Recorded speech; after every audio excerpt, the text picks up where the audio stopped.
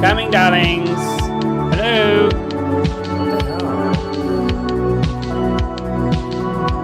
Hello. Hello. Sound?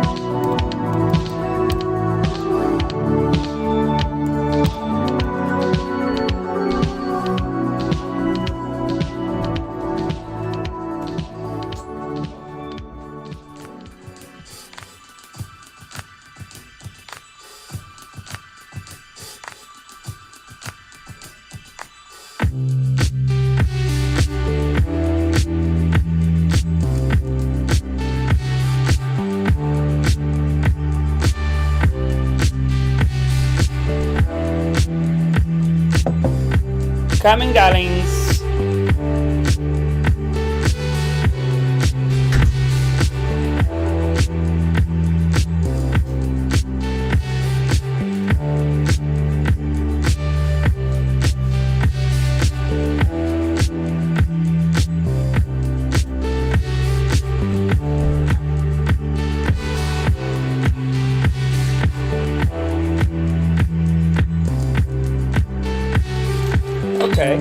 Okay, get funky. Okay. It's building, don't worry. And it is building. It is building, the vibration is building.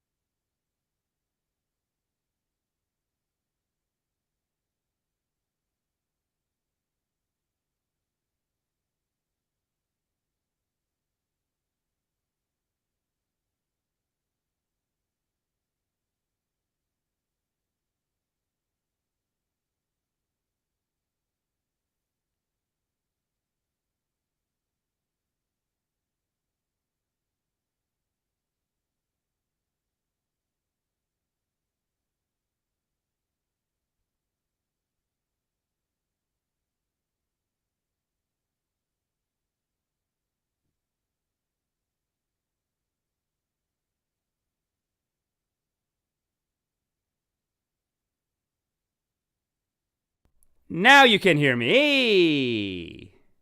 Yes? Still?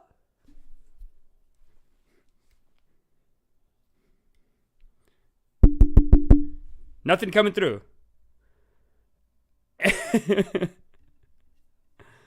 the fuck?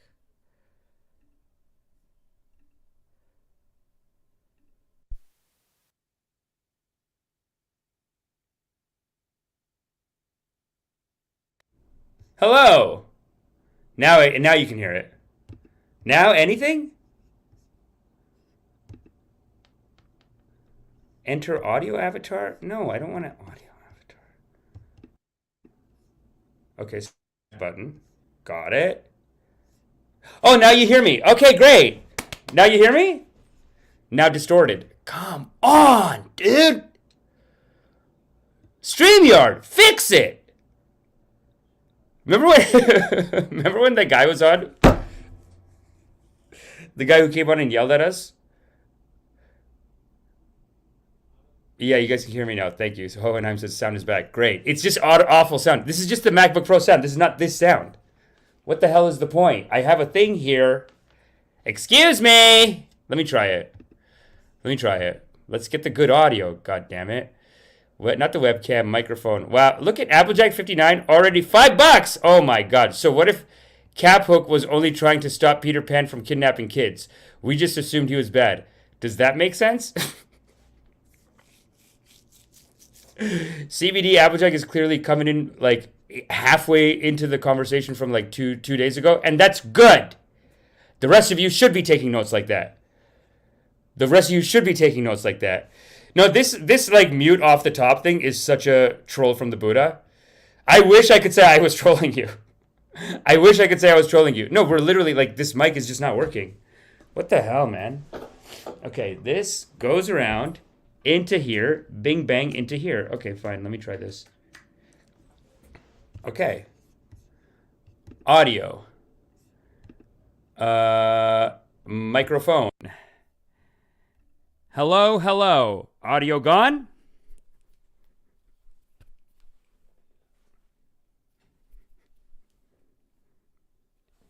Audio still going? Scratchy?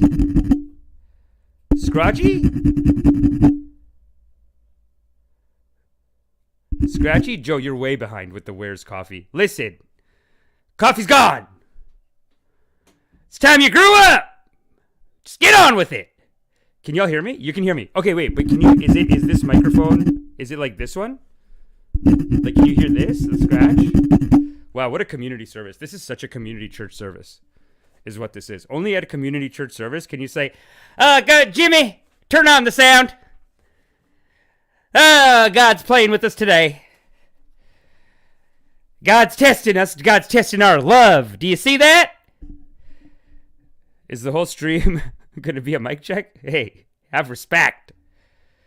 Ed, oh my God, Ed. Have you been seeing our drip coverage of the war? I really do need to hear your thoughts on it. That's interesting that Ed Lezhinsky's here. I can't. Ed is in Ukraine right now, people. And every day I wake up and they're moving in closer and closer. Ed, you don't want us to talk about this, do you? Ed's like, don't fucking talk about this shit. I can hear it out the window. Don't talk about this, guys. No, I didn't see that. Ed, you should come on the show today, actually, honestly. Listen, we got to tell Ed and see if he stays. So, Ed, my position very strongly, and really everyone in here agreed with me. But we were saying, like, okay, Putin, awful person, don't do this, whatever. But we were also saying, like, why is NATO in Georgia and Ukraine, right? Yeah? Ed, tell us. You can text it. You can come in, too, if you want. I might later. That's great that you're okay, man. We're so glad to hear that. Ed, we're so glad to hear that. That's great, man. Yeah, Ed, do you have to leave? Ed, do you want to come on the show? I mean, that would be the most interesting thing we could do, possibly, actually. That would be the best guest we could have. And I think important for the culture, important for the community, too, to hear about what's really going on over there. Because another thing I have been saying, Ed, is that it does seem like America's doing, like, it's a lot of, like, World War III talk over here from Democrats. Tell me what you think, though. It says I might later. Okay, cool.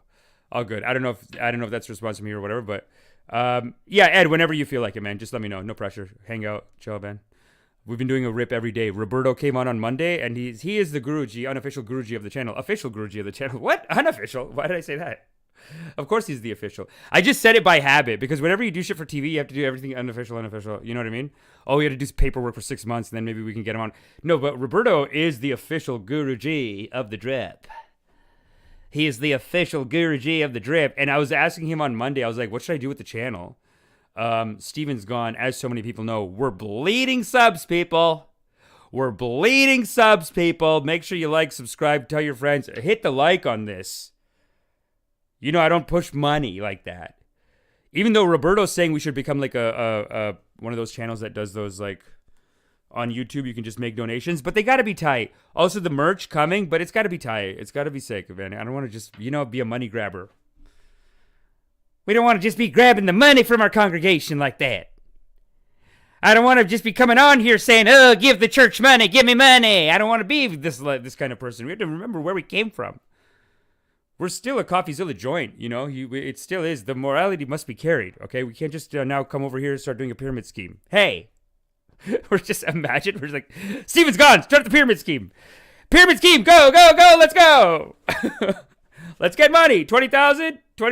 Roberto on Monday, he was just doing motivational speeches, though, about how, like, even if you have 10,000, you are on the track, brother.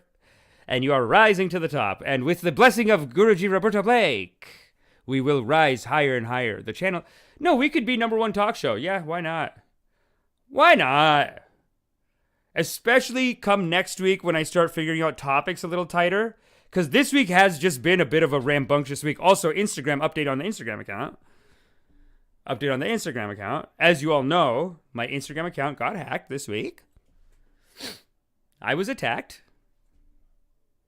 I was also attacked. It seems like the whole world's getting attacked. Am I right, people? Am I right? Seems like the whole world's getting attacked. But also my Instagram got attacked.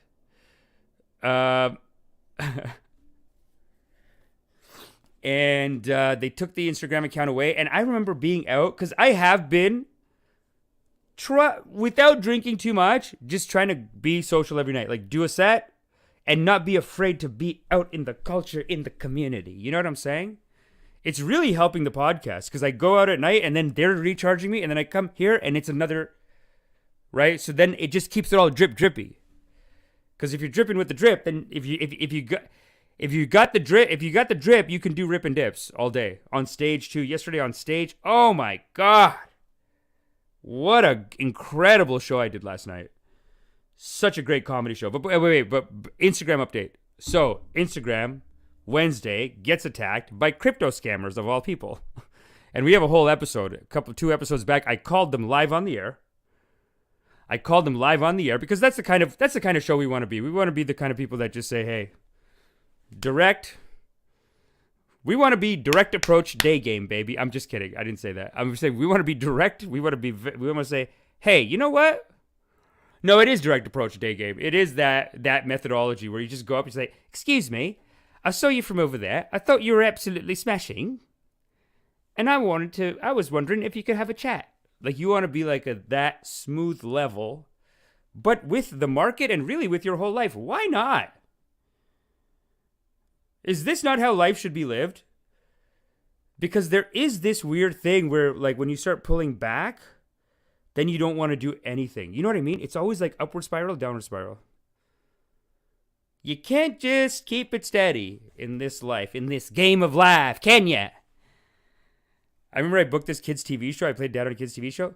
They treat you like a little prince. This is where the laziness comes from. It's just 5 years of, like, so much money, and then just, like, for the amount of work you're doing, so much. And then also, like, just people being like, can I get you a drink? Can I get you water? Can I get you... Sometimes I'd be acting on a show, and it's cold outside. So they'd have one PA, production assistant. They'd have one PA to come and put my jacket on and off while in between the acting takes. So I'd say, I remember I was playing this like a paramedic on some show, and I'm like pushing the card out. It's out. It's kind of cold. But every time they yell cut, this guy runs on. I'm just gonna put my jacket. Put your jacket on. There you go. Yep, thank you. And they just put the jacket on me, and then two other people would be like, one other person would run up with coffee or water. It's like, did you want something to drink? And then one other person would do my makeup. I am the prince. And it's like 2 lines in the show. It's like 2 lines in the show, but that's the profession. That's the business. That's the business. You got to go hard on with that. That's the business. Oh, I hope Ed Lezhinsky didn't leave. Imagine I said NATO and he's like, fuck this guy, dude. No, I feel like he's got to be. I feel like he would have similar opinion. NATO is expanding, but also it's happening and he's there right now. So I can also see why he doesn't want to talk about it. Probably like everyone's talking about that right now. Anyway, holy Ramby Pambly me, eh? Joe Smith, $4.99. Like and sub. If you're not a goof, hashtag if you're not a goof. Like and sub. If you're not a goof, hashtag rip and dip. Thanks, baby. I got you. Joe Smith. He's telling you. I didn't put my banner up today. Let me put my banner. Banner. Let's go. Drip, drip, rip and dip. And that's it. Subscribe and like unless you love the scammers. Oh, so back to the Instagram recap. So IG gets hacked. Did an episode. Called the guy who did it. And I said, excuse me, do you know who I am? I'm a spiritual teacher. I told him. I said it on the phone. He picked up the phone and said, excuse me, I just want to let you know that I'm a spiritual teacher. And you're lucky that my technique is unconditional loving kindness and forgiveness and compassion for all. Like, I had a whole rip prepared for this guy. Anyway, he just kept hanging up.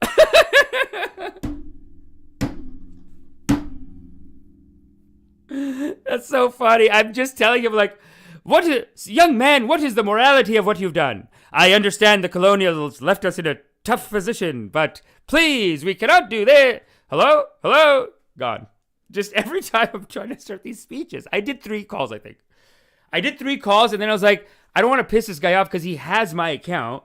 Instagram, I knew Instagram would kind of give it back anyway. Everyone had told me, and I went through the process. And that video goes through it. It actually has a link to a good video about it. So make sure you watch that episode. Because this is great. Because the guy, he just goes, I don't even know if people could hear him. I held it right up to the mic. But he just keeps going. As I'm talking, he just says, how much you pay? How much you pay? How much you pay? I'm like, brother, don't let the colonials take our spirit and make us think that this is what we must do. Attack each other. No, brother. And he's just like, how much you pay? How much you pay? How much you pay? So funny. Okay, Ed Lezhinsky's definitely gone. I'm going to text him after. Sorry, baby. Love you.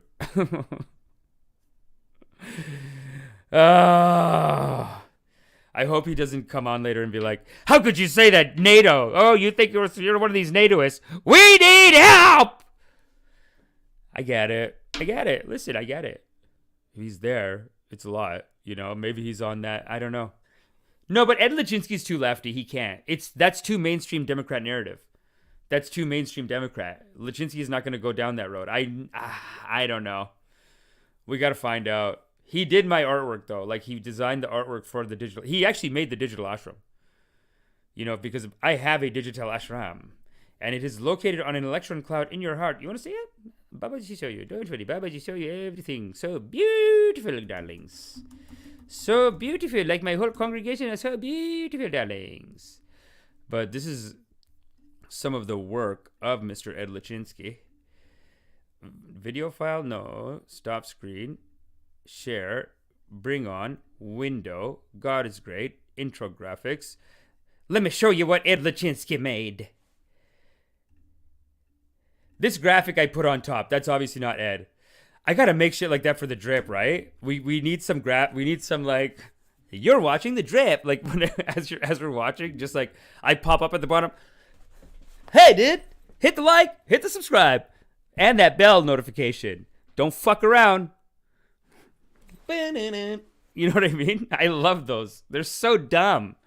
But I think that's the way you gotta do it. You gotta do those like you gotta be like swearing in them or something. It's the only way. Not that that's such a cheap joke, but like they gotta just be silly, or else just go work in TV then. Or else just go work in goddamn TV then. This has to rip and dip, right? So it's gotta be something silly. This one's just pretty silly actually. Check this out.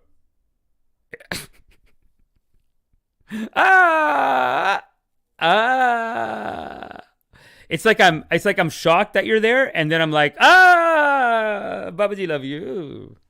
Anything is like, I'm mad. I'm like, what? Loving kindness.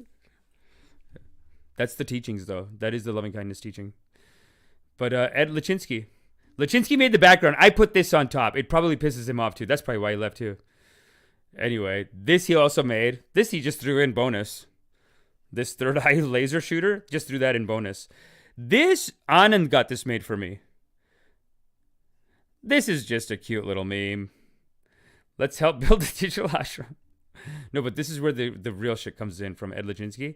Look at this. It's a wonderland of source, people. This is where we go in meditation. And Ed Lezhinsky made this. And look at that. The bus comes in. Bam. From the source. Just comes in. Bam. You see the bus at the top? You got to look very close. It's a very tiny bus. Comes in. Rip. Ripping and dipping, dude. That's the bus. But this bus is like some kind of a Russian-Ukrainian bus system that they have over there. Ah, this is tight. This is so sexy, dude. This is like such a... Because you must battle your egos. Because you must battle your ego. You must do battle. You must confront and face your shadows and face your ego. And that's what this is.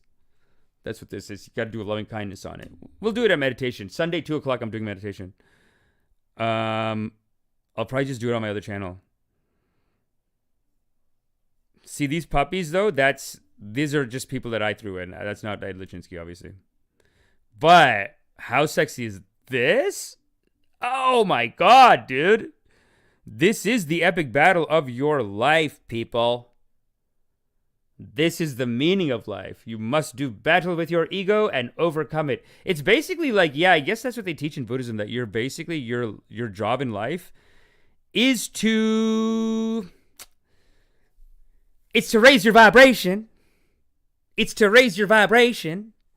But then there's also an element of, in order to raise your vibration, like the way to raise your vibration is constant battle with your ego. It's not battle, though. Don't say battle. It could just be like a loving time with your ego. You know what I mean? That's battle. That's me saying, when I say battle there, that's actually a Western paradigm operating on me that teaches us that we have to be fighting all the time. Like Russia, Ukraine, quite frankly. Like NATO, that had to keep moving in on Russia. You know, they just can't quit. They think it's always got to be a fight. Doesn't have to be a fight. They could have changed NATO into let's be best friends now forever organization. Russia, RABFF, Russia, America, best friends for life. That's what NATO should be. If our vibration was high enough as a society. If we learned the techniques of the Buddha and we were raising our vibration. And that's what we do. That's what the art is supposed to do. It's supposed to raise your vibration. Because as you go higher and higher, you don't think to like, why would I fight with someone? Why would I resort to a fight? But and yeah, like, it's so rough, man. This last day of footage of Putin's attacks have been like, come on, dude. Open fire on the nuclear thing. Let's bring that up. The nuclear fight, like, they're outside you're at a nuclear factory. He's basically, this is a signal to the world that, like, bro, I'll blow it up. I don't give a shit. That's what he's saying. Russian troops, nuclear attack, nuclear power plant. Let's do that. It's right there. Oh my god. Let's check it out. Dude, I love Fox. I don't love them because, like, I love them how dumb they are, because you get a bonus with Fox. You just put on a Fox video and you're getting a bonus of, like, they're kind of showing you the news, but then this, like, you could get a joke out of it because they're such hicks too. You know what I mean? But honestly, in this current conflict, I feel like CNN, MSNBC are doing more propaganda maybe than them. These are one of those moments where, like, Fox is being the voice of reason right now because they aren't politically aligned like that. But anyway, let's check this out. This is so fucked. U.S. officials who are aware of the facility, there are 6 nuclear blocks there. In Chernobyl, there was only 1, and it was much smaller than each of these. Reports are that shelling hit the first energy block. Firefighters are having a hard time. Oh my God. That's Putin says, I don't care. I'll blow it all up, dude. Yeah, no, yeah. Listen, these are the complexities of war. I'm not saying he's not evil too. He's awful what he's doing. It's so rough, man. Just and the multi-front war and just keeps bombing and shit. But that's what pisses me off even more about NATO. It's like, why are you shaking your ass, NATO, in front of these countries? Like with Georgia, they don't even go to help after. It's like, dude, you're telling them you're going around shaking your ass in front of Georgia. So how about when Putin attacks them, you're going to go, like, let's go then. But they don't even do that. I'm just saying that pisses me off because that's like, it just shows that they're not, like, what the hell are they doing there? They're just over there mixing it up, just causing shit. But in their minds, they think, and that's why we have to have compassion for them. Because in their minds, they think, like, this is how you protect us. Yehuvi says, don't slut shame NATO. Loving kindness. Yeah, you're right. Well, that's why I need y'all in the community to keep me on check. To watch me. Look at you watching me. Let's keep this going. This footage. This footage is not even the good footage. Come on. The one outside, like you can see the shots going back and forth. This one doesn't even have that. Come on, Fox. Come on, Fox. Figure it out, dudes. Russian troop shells Europe's largest nuclear power plant during advance in Ukraine. Huh. What is this? Time is bringing the heat on it. Wow, good for you, Time, staying in the game. I'll give it to you. I'll give it to you. Oh, there's nothing. We can't hear this. Damn, Time, eh? They're just doing visuals, I guess. Oh my goodness. No. What the hell? Holy shit. Have you guys seen these in slow motion? This looks insane. Where's the explosion, though? It didn't really explode. Where's the boom boom? Wow, that was actually not a bad explosion. Okay, here's another one. Okay, is it going to do anything? Or is this just like a light? This is some kind of... What? Okay, another... This is terrifying, dude! These are like alien pods. This is not even... Oh my God. Oh, sorry, I should make that bigger. Yeah, you guys got to see this. This is insane. What are these alien pods landing? This is not even a bomb. This is actually, now I'm more scared than a bomb. If it was a bomb, I'd be like, okay, well, I see what they're doing. I understand it. This is not bombs. This is some anime shit. They have figured, like, what is that? It just goes out, and then another one comes. Some invisible person landed there, and now they're going to walk around and fuck shit up in the nuclear power plant. Oh my God. It's like something like that. It's like, what's going on? Or it's like some kind of signal was shot out. Right? Like, I was really expecting like a boom boom. And, okay, fine. Europe's largest nuclear power plant during advance in Ukraine. Interesting. Yeah, no, it's so sad.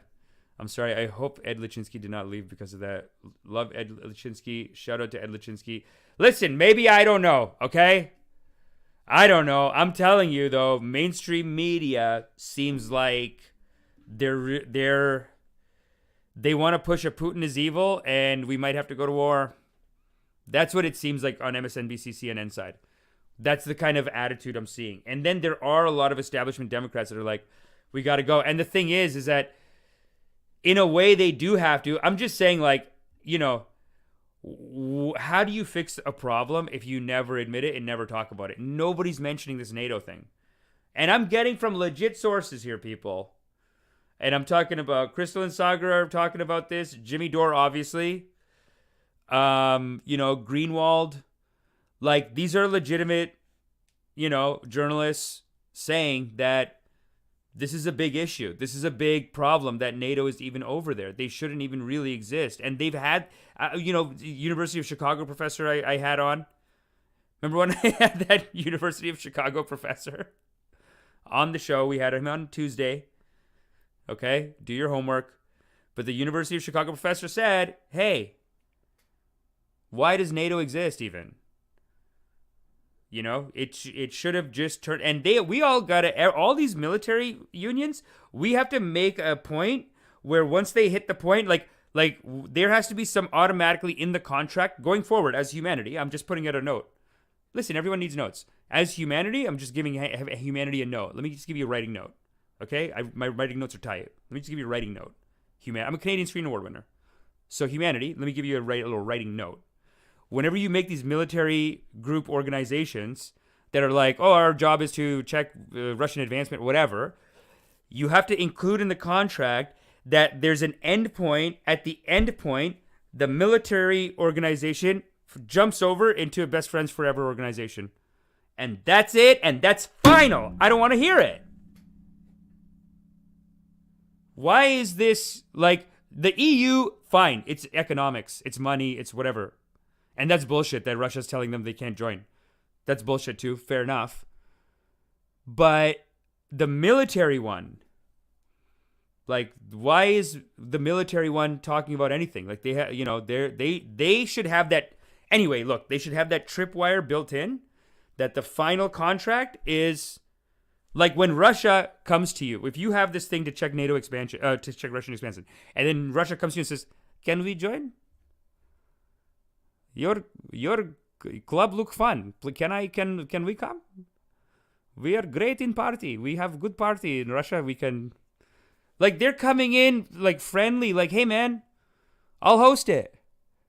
You know, it really is like, you have to think of it like for a friend circle. Like, it's like Russia for hundreds of years has been like, hey, are we equals yet? Can we be equal? Can we be in the club where you don't put nukes on my border? Can we be in that? Can I join? That's the trigger point. When that, I think in the 70s, no, I think in the 90s, something like 1990, there's the first time they asked. Because as soon as sometime in the 90s, because as soon as the Cold War ended, like, you know, the Cold War ended, so there's no communist threat. They're financially bankrupt, Russia, at that time. Like, they actually were like bankrupt because of their war in, I think, Afghanistan. I think they went to Afghanistan or something back then. I don't know. I heard it bankrupted them, and that might have been why their whole communism broke apart, because endless militarism, because they were just in Afghanistan for 9 years. I've heard that. I don't know. Don't go crazy. I really got to get a poster that says, "Babaji's, what's Babaji saying now? Cuckoo." Or just something that's like Babaji's. It's like a censored card. It's like, "What's he saying?" And it's just like a speech bubble that has like it's like swearing, but it just puts like a dollar sign. The you know what I mean? Hashtag, like, you know what I'm saying? What? What's he say? What's Babaji saying now? Oops. Cancel him. What's he saying now? I love Putin? Cancel it. That's not what I'm saying. Well, actually, technically, I do love Putin because he is a child of God. Listen, that's the rules. Buddhism. Sorry. Don't tell me. Tell Buddha. Tell the source. The whole thing's just channeling. I'm channeling this whole episode. So don't get mad at me. Get mad at the Buddha, because that's what the Buddha taught me. That there is no evil, only ignorance. So if someone reaches out their hand and says, "Hey, can we be in the club?" You have to let them in the club. God damn it. Enough of this. What right do you have to keep them out like that?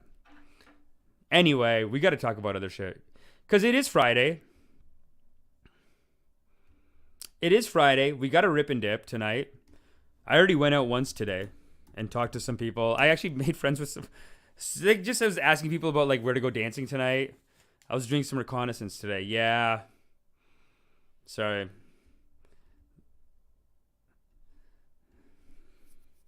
Zoro, Amish, tell me about the comic book poster, whatever that is behind you. I always look at it, but can't tell what they are. So, well, on this side is my favorite comic book hero, Mr. Buddha, right there. He's my favorite. 2,500 years ago, wrote the bangers. Hit enlightenment.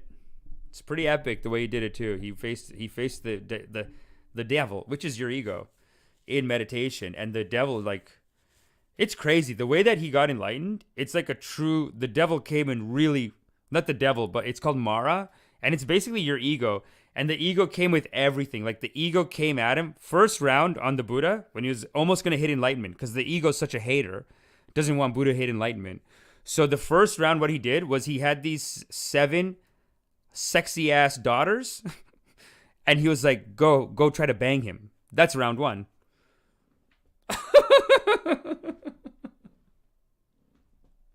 He had like 9 rounds like that. There was like 9 rounds of like just the Buddha meditating and just being like, I'm so content you can't move me. And Mara being like, oh yeah? You see my daughters? You meet my daughters? They're looking to get married. They are just so filled with sexual zest. So I'll be sending them over. Talk to them. And they're all just trying to bang him too, by the way. They're all trying to bang him too. And then when they can't do it, Mara kills them in front of the Buddha. So even he took that all the way. He's like, oh, you're not going to bang them. Well, if you don't bang them, I got to kill them. And the Buddha said, it is an illusion. It is but an illusion. Yeah, that's how he hit enlightenment, man. It's a rager, those two. Actually, I have a great picture of Buddha, Mara. But I'll tell you about these ones in a second. Buddha, Mara. Oh man, there's some sick pictures of this.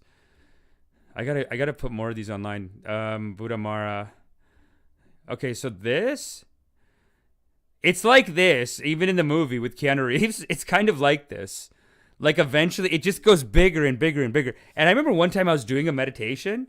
It's called the strong sit meditation. And I just did 5 minutes of it. And all you do is you just don't move. You just are not allowed to move in the meditation.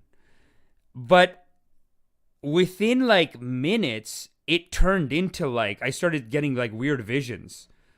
Like, my body was starting to say, like, if you don't move, I'll go crazy. I'll set you on fire. First I had an itch, right? And that's what the practice. You're supposed to, like, be unreactive and just watch how many times your body's, like, making you do unconscious things or whatever the practice is. But it is a practice of making your mind powerful. But I did 5 minutes strong sit.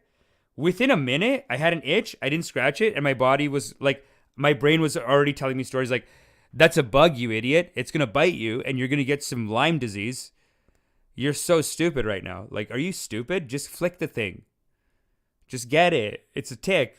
You're good. Okay, well, 6 years, you're going to want to kill yourself when you fucking have Lyme disease, jackass. It was like, harsh, dude. First it did that. And then there was like, just even more similar, very similar. I didn't crack the enlightenment though, but we're all doing our best, right? We're all doing our best. But this is a good Buddha right here. Why can't it show me the whole page? Hold up. Open image in new tab. But now you can't see this one, can you? You guys. Honestly, sometimes I feel like going back to Zoom. It's just, Zoom has such a seamless integration. And these guys, but then Zoom will never have the comments. And the comments are important because we got to talk to the whole community, the culture of the community, right? Look at this. This is Mara at the end. And like in the end, Mara comes himself. Like after sending everything he's got at him, at the end, Mara comes. He's just so mad that this guy wants to go enlightenment. Because it's exact. I don't think it's literally true. It's like literally true in his head. Like these are just visions in his head. It's all metaphors for how much your ego is going to fight with you. And how much your ego fights with you in life to make you do things. Like if you have a bad habit, let's say. Think about how hard the ego go. Like your own brain. Like you could decide in the morning, I'm not going to smoke a cigarette or whatever it is. But when that time comes, it like the brain is... It's working. Calculating. New route. Cigarette. Like it's throwing everything at you. You know what I mean? As far as narratives. As far as justifications. Like if something good happens, you're going to say, well, Since I killed it, I'll have a cigarette. If something bad happens, you go, oh my God, after what happened to me, I'll have a cigarette. Calculating. Always the ego. It finds a way. So that's what this is a metaphor for, though. So you're, yeah, and like you go through your own, I guess. Anyway, that is all about the Buddha, my favorite. I'm like gushing over him. Oh, have you heard the story of the Buddha? Oh, he's so beautiful. I remember there was like this Hindu guru, and I guess his favorite character was Shiva. And he would cry telling stories of Shiva. Like he would be doing some wedding service and he'd be like, your love is so beautiful. It reminded me of how Shiva loves Shakti and they are eternally in a dance. So beautiful together. Shiva is my favorite. He'll start crying. This is devotion. This is bhakti. That's a lot though. That does seem like a little bit like blind. You know what I mean? But you know what it is? I guess it's like worshiping character traits. It's kind of like if you're here obsessed with Superman or Spider-Man, it's like there's things in them that you see, and even their superpowers are a metaphor for like some cognitive abilities that you are maybe excel at. So like, let's just say if you're into Spider-Man, right? Like he's doing this thing with spiders and he can like jump around. So he's got an agility. So you know what? You're probably a programmer. You know what I mean? It's like you're, as a programmer, subconsciously, you're like, every time you program, you're like, oh, I'm just Spider-Man over here. I'm just shooting in. Like, I'm basically like, it's typing, but it's like shooting in the fucking nut of my creativity. It's going in there, becoming the code, and the code's going to be tight. Let's say as an example. Is this making sense to everyone?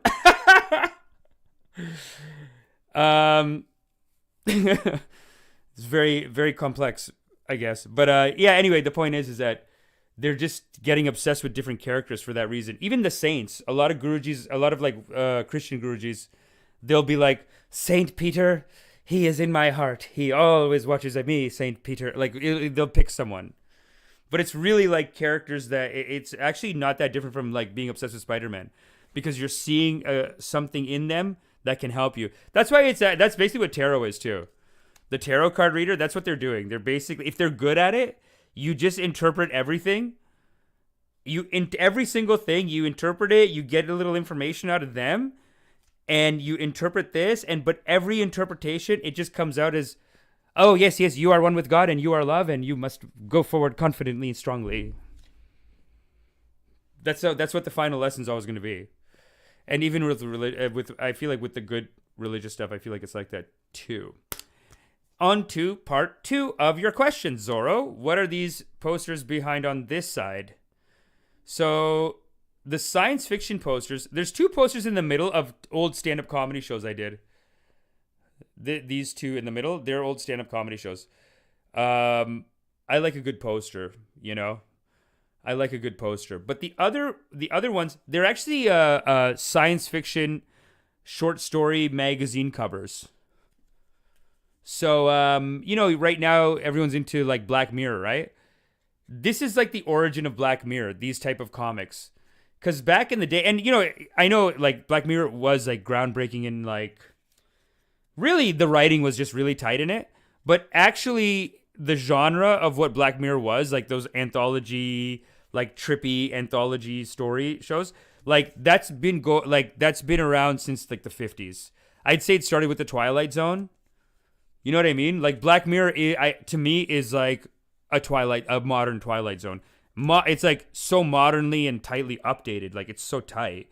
But even the predictions that he's making in these old magazines and stuff, they had stuff like that back in the day. But these ones even are like less Black Mirror-y and actually more like sci-fi adventures. They'd have like 1 or 2 Black Mirror-y stories in there.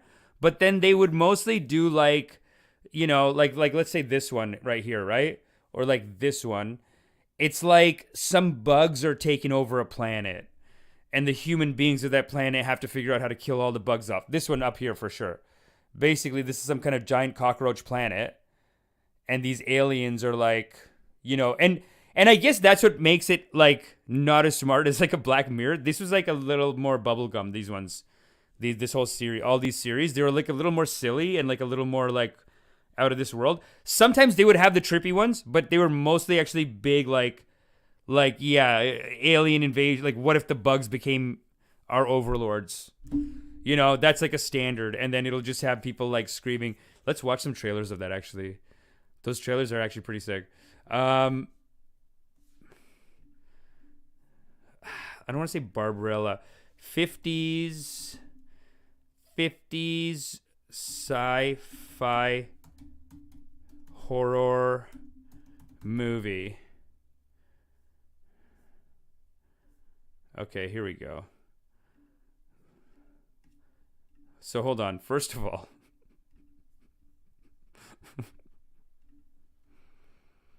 man, someone has to. I gotta figure out the sound on this StreamYard. That's the other thing with StreamYard. I can't just like play sound effects and shit.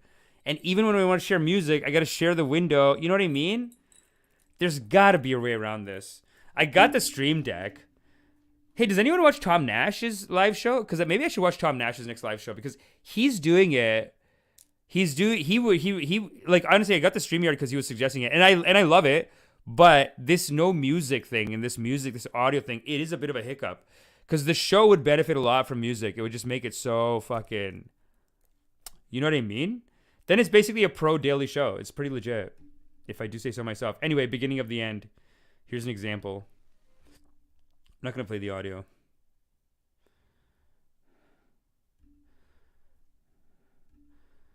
Oh yeah. Oh, for sure. This guy's holding off. He's like, ma'am, you can't go back there. There's, you know. Oh, this guy's trying to holler. Is this guy trying to holler right now? Just give me the aliens. Let's see this. This is the base, I think. Oh, no, that's just... Ooh, I love the special effects in 1950s. Oh my god, look at how they drive the car. They would just shoot this in a studio. Look at this, is so silly. So instead of going out and shooting these, this is a shot in a studio. So they just put a video behind them. Actually, it's basically what we do. Like, it's like a green screen. So they have this, and then they just play the video in the background. And then they just have to have fake car movements. Like 2 or 3 guys are on the side, just like bumping the car up and down. Sick. Let's see the aliens, because the aliens are going to be so silly. Oh, yes, dude. Yes.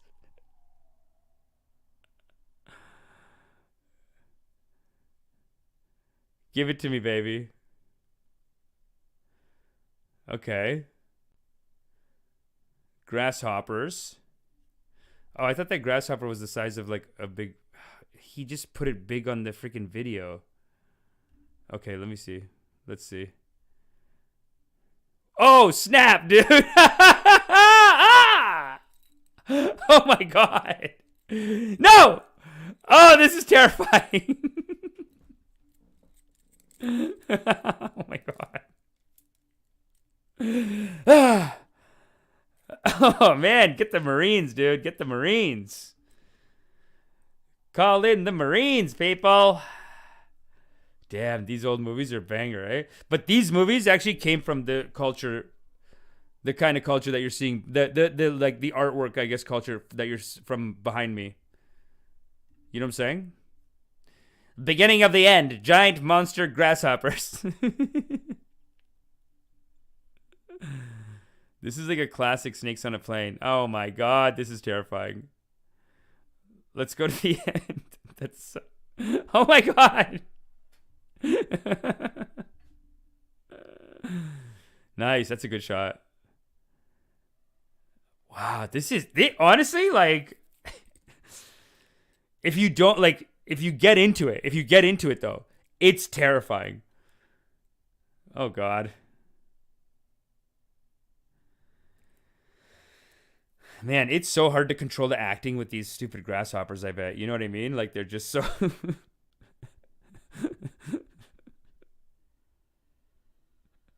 Like, you just have to work with their basic movements. You can't get any acting. You can't... I don't think you could scare them even.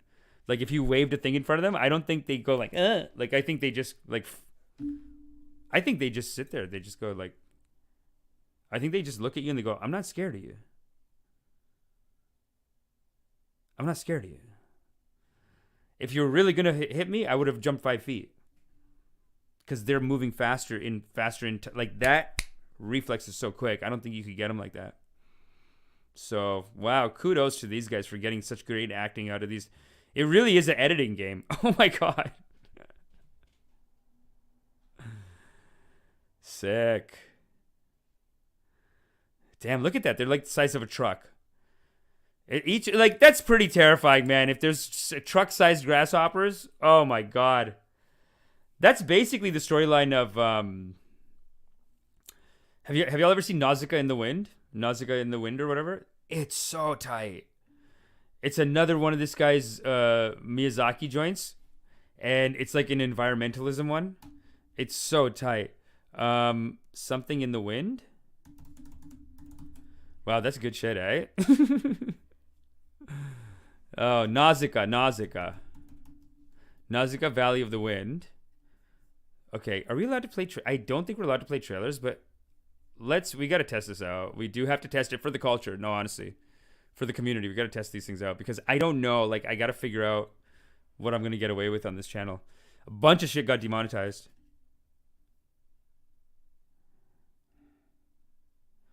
This is like a futuristic wasteland where like bugs have taken over, kind of. It's almost like an ecological disaster, like destroys society. And that's kind of like the start of it. And then there's these. Like at any time, one of these could just come up and just rip you. But she had a special understanding with them. They always do that. Because when the Tao is strong in you, you feel energetically like, no, I am life and you are life. But to everyone else, those things are terrifying. That bug that she was flying by. But she was like, she knew how to. Honestly, the way she flew and the skirts that she wears these short skirts, and then she flies on the thing, and I think and then she can get the bug chasing her, and I think the bug is just trying to get that ass, dude. The bug is trying to just get that ass. Oh, like this is this is no, it's a beautiful story. It's a very beautiful story, though. It's a very beautiful story. Don't look at that ass. Don't look at that ass. It's a beautiful story about environmentalism and protecting the environment. And maybe that's what you need to get those things to chase you so that they're not destroying a whole city. Such an incredible movie. Oh my god, it's such a great movie. I love this movie. And it's like an eco warfare almost. Like these guys all become like these they become militarized basically against the environment. It's such a great movie. Oh my god, Miyazaki is the king. Truly, he is the king. The show that I'm writing, if it could get, I think about it every now and then. I got to go to kids screen in the summer to pitch the show, but yeah, it's like that's the premise of my show is like that kind of a premise, but it's like silly too. The show is silly, like we have silly characters and stuff. But yeah, and then we just wrote another show called Maya's Meditations, and it's a kids' meditation show. But she goes on adventures with her grandpops. So yeah, Genevieve Johnson. Nausica was in theaters when I was in the first grade. Wow, Genevieve Johnson, thanks for coming, yo. Appreciate you. Simple Jack, LMAO. I rather they evolve. CEV Applejack 59. I rather they evolve. I hope you're not talking about the bugs in Nausica. Because those bugs are like, if they win, the humans die. That's basically the situation. I'll eat bugs indirectly through my chickens. Good call, Simple Jack. Good call. Make sure you're not eating bugs. Although I heard cockroaches are good protein, good meal replacement, good for the environment. I feel like if China keeps messing with us with food short, like if not China, but like the world even, if there's food shortage issues, if there's whatever, I think the cockroach food is going to become the next hot shit.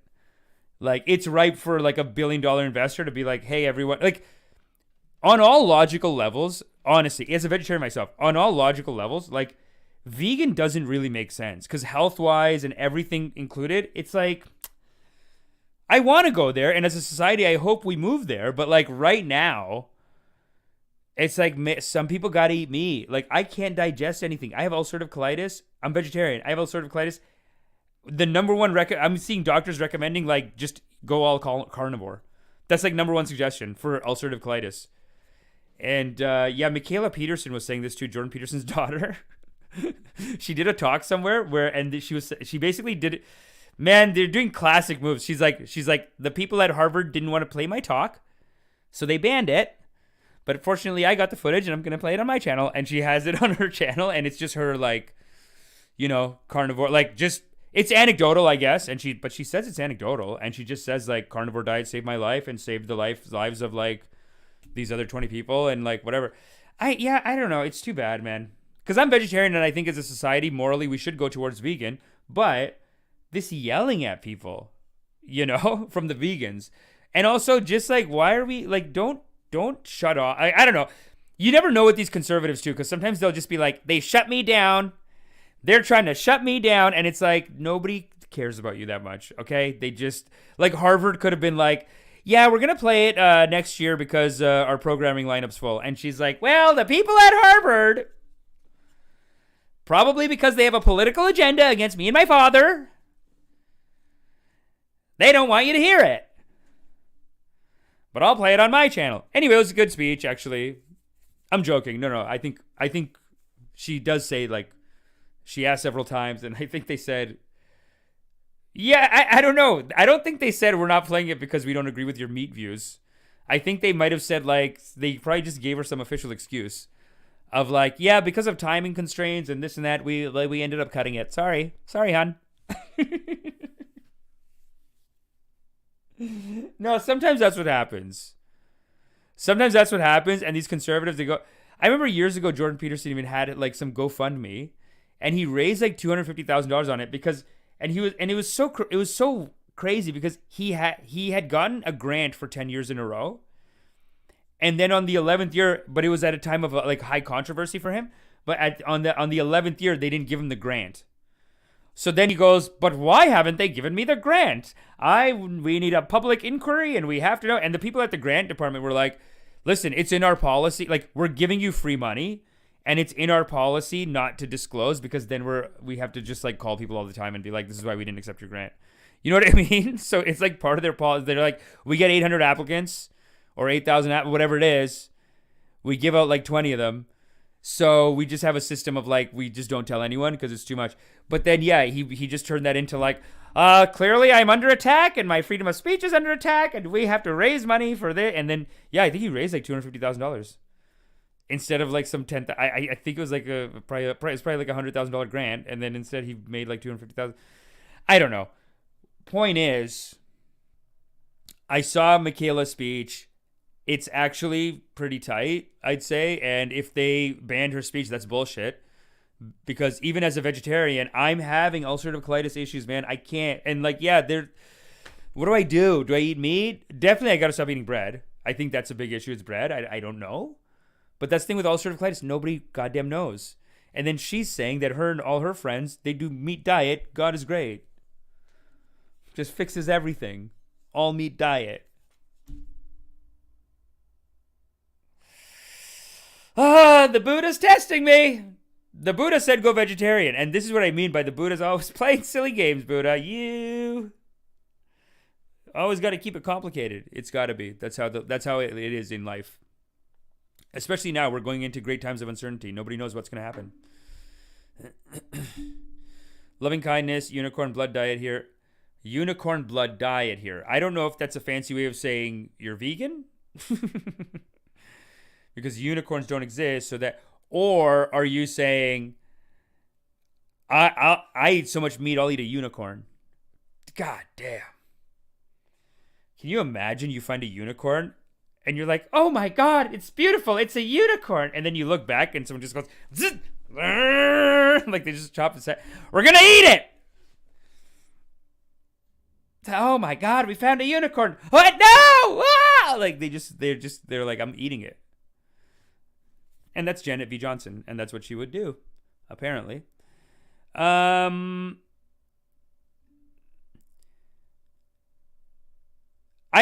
I've never eaten meat. That's the thing. Yehuvi's saying, I think just eat meat. Get over it. If you can digest it, you eat it. Yeah, good call. Like, I got to figure out how to digest it, or I just have to become like, honestly, you know what'll fix it? And I've been meaning to do this maybe my whole life. Like, I have a serious food addiction, and I have an addiction to other things too. So I think what I'm doing now is I can creatively cut out bread. And then from bread, you know, like, because the Buddha teaches this. The Buddha says, like, don't eat spicy food even. Like, forget about, like, rich food. They say don't eat rich food, the Buddhists. They say don't eat spicy food either, because you eat spice and salt, then next time you're going to want that much spice and salt.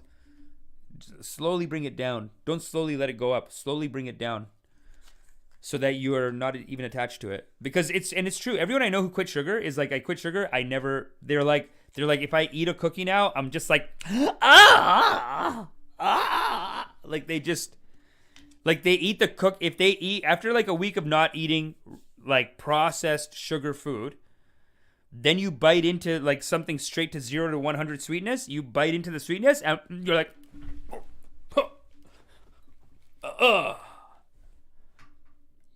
you just have a little nut.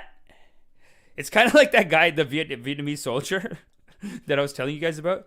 Remember I was telling you about the guys about this Vietnamese, like there's like a story of this Vietnamese soldier, not Vietnamese soldier, American soldier in Vietnam during their war.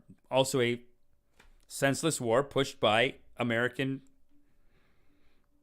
warmongers, people in the military industrial complex. And we're still doing it today, people. And there's a lot of people who say that this is what we're doing in the Ukraine. And Ed Lezhinsky's gone, and I'm going to text him right after the show and say, baby, love you. Sorry, no offense. But I think he's just going to be like, listen, I don't want to talk about it. Fuck.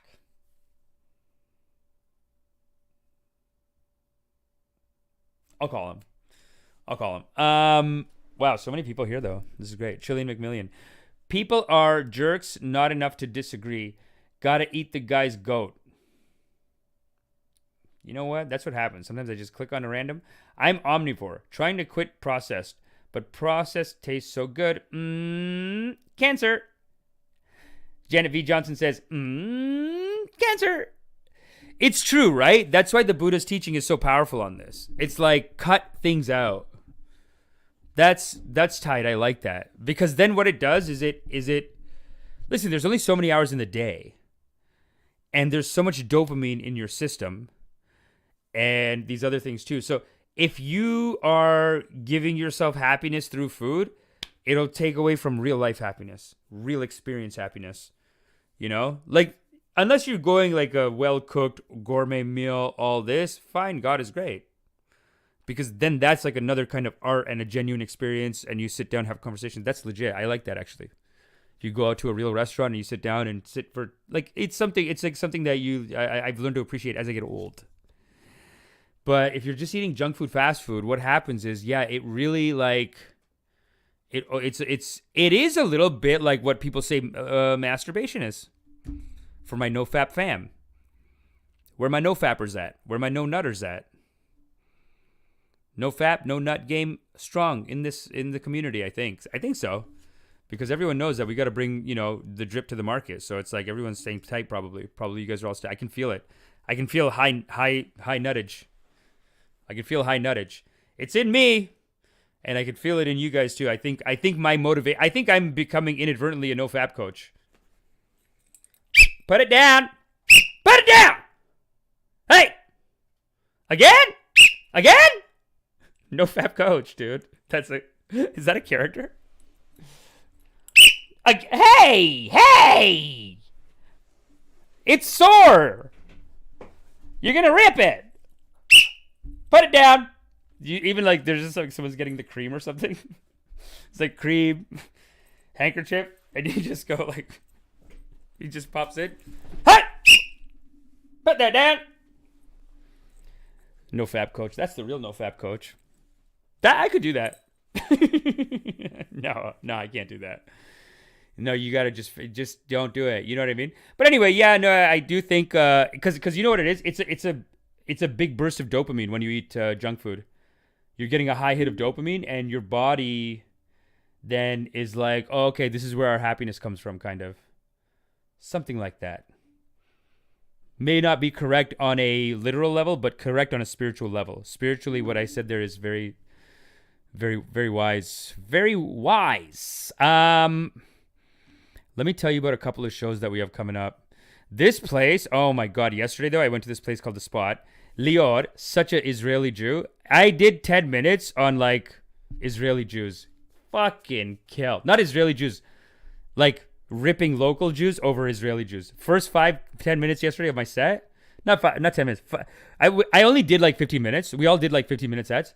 But I feel like the first, like, before I got into my material, the crowd was so hot that I just did, like, the first 10 minutes or something was just, like, saying, like, you Israeli Jews are fucking tight. And these local Jews are, they're beautiful community, but they're silly. You're making them look silly. Because, no, this guy had a DJ and shit. It was amazing. Hold up. Let me send it to you. No, I have it. I have it on my computer. 1 second.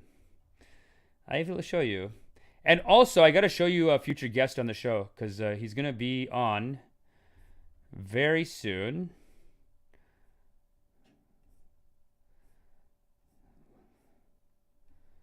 He's going to be on very soon. And he's already been on the show, actually. He's already been on the drip. He was on last year. His name is Abbas Wahab, and he did the drip last year or something like that. He got scammed by someone.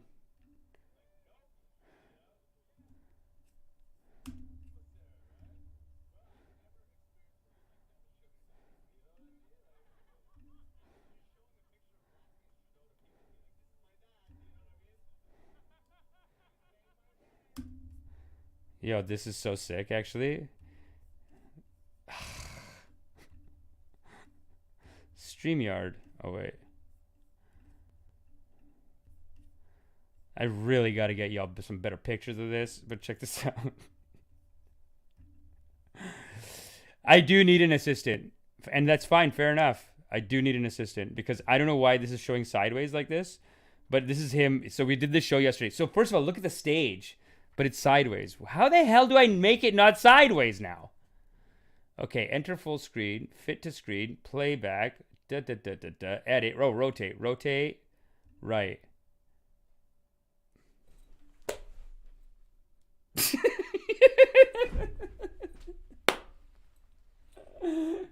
I give up.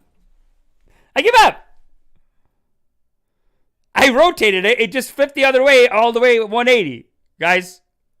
Is that a sign that we just watch it like that? I don't know. Let me see. Where's this? Rotate right. Oh my God. Why did it go to that? Okay, rotate left. Edit. Rotate left. What is going on? It's putting upside down, but it won't put the right side up. You guys can see this, right? This is not on me. This is bullshit. Okay, wait. Let's go left again. Nothing happened there. Let's go again. What the hell? Now, let's go flip horizontal. Oh my God! Flip vertical. Present! So this is the club. This guy, our boy Lior. If you're in Toronto, this club's in Thornhill. It's actually a barbershop during the day. This guy's so sick. It's a barbershop during the day, and then at night, he does a comedy club. It was such a sick show. This is a boss talking about getting CERB checks, which is like UBI in Canada. We got it for like 5-6 months.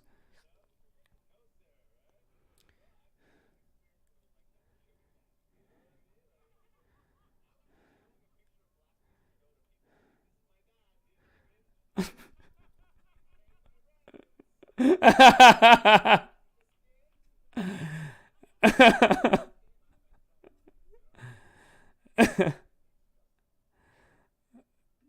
this guy's gonna do the show next week.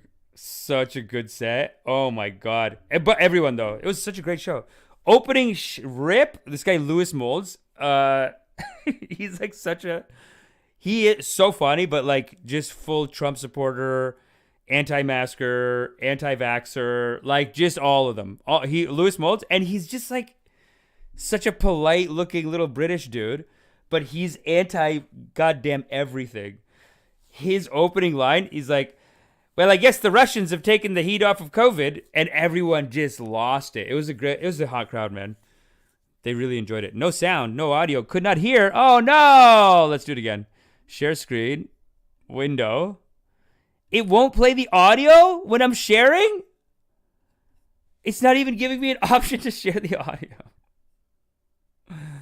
It's only sharing the audio if I do it through this stupid thing. Oh my God.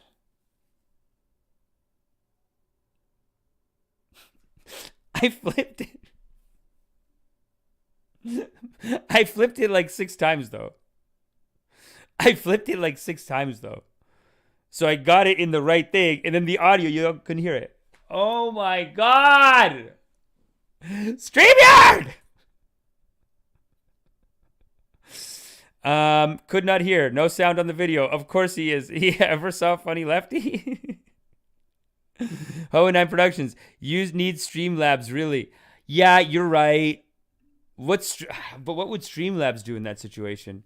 Hold up. Let me see. Virtual hotkeys, layouts, guess. General.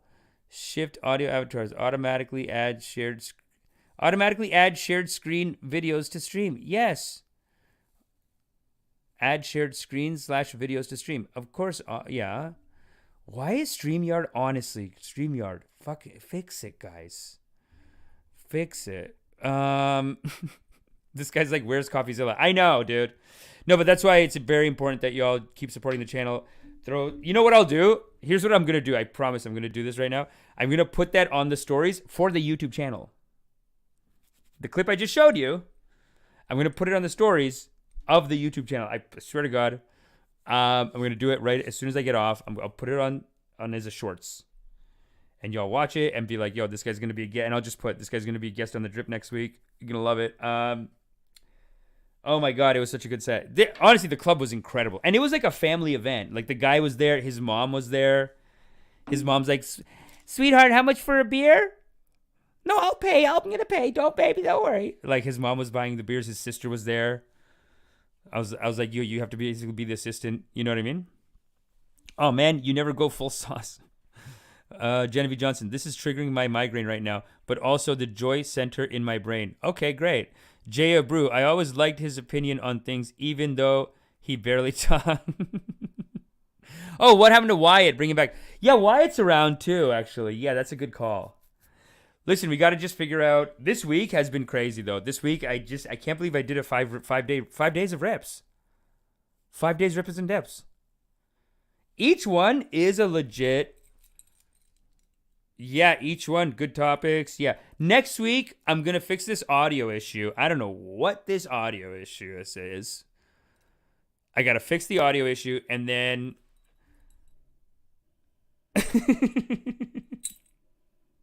But Sarah, you saw that, like, I was telling it to flip horizontal, like rotate left, and sometimes it would go 90 degrees, sometimes it just goes all the way. What the hell? I had to go upside down, then flip over the other way. That's ridiculous. That is ridiculous. Ed Lezhinsky says, I can go on if you want. Ed, do you want me to send you? Here, I'm going to send you the link on WhatsApp. Is that cool, Habibi? Ed is here. Oh, my God. I'm going to pull up some of our stuff. But, yeah, no, this is going to be great to hear from Ed. Oh, my God. Dude, would love to go.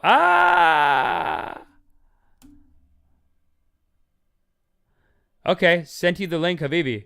Ed Lezhinsky, what a guest, bro. What a guest. Okay, cool. Let me just put the music back on. I got it. Honestly, we might have to move from StreamYard.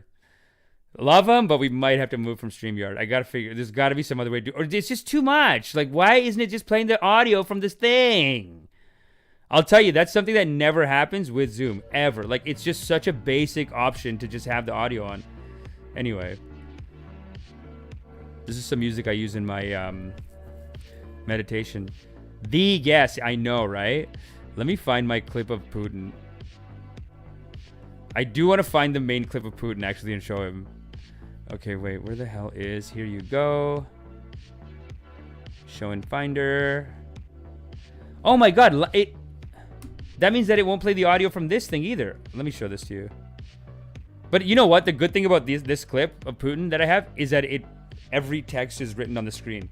Damn it! So even last time y'all couldn't hear it. That sucks, man.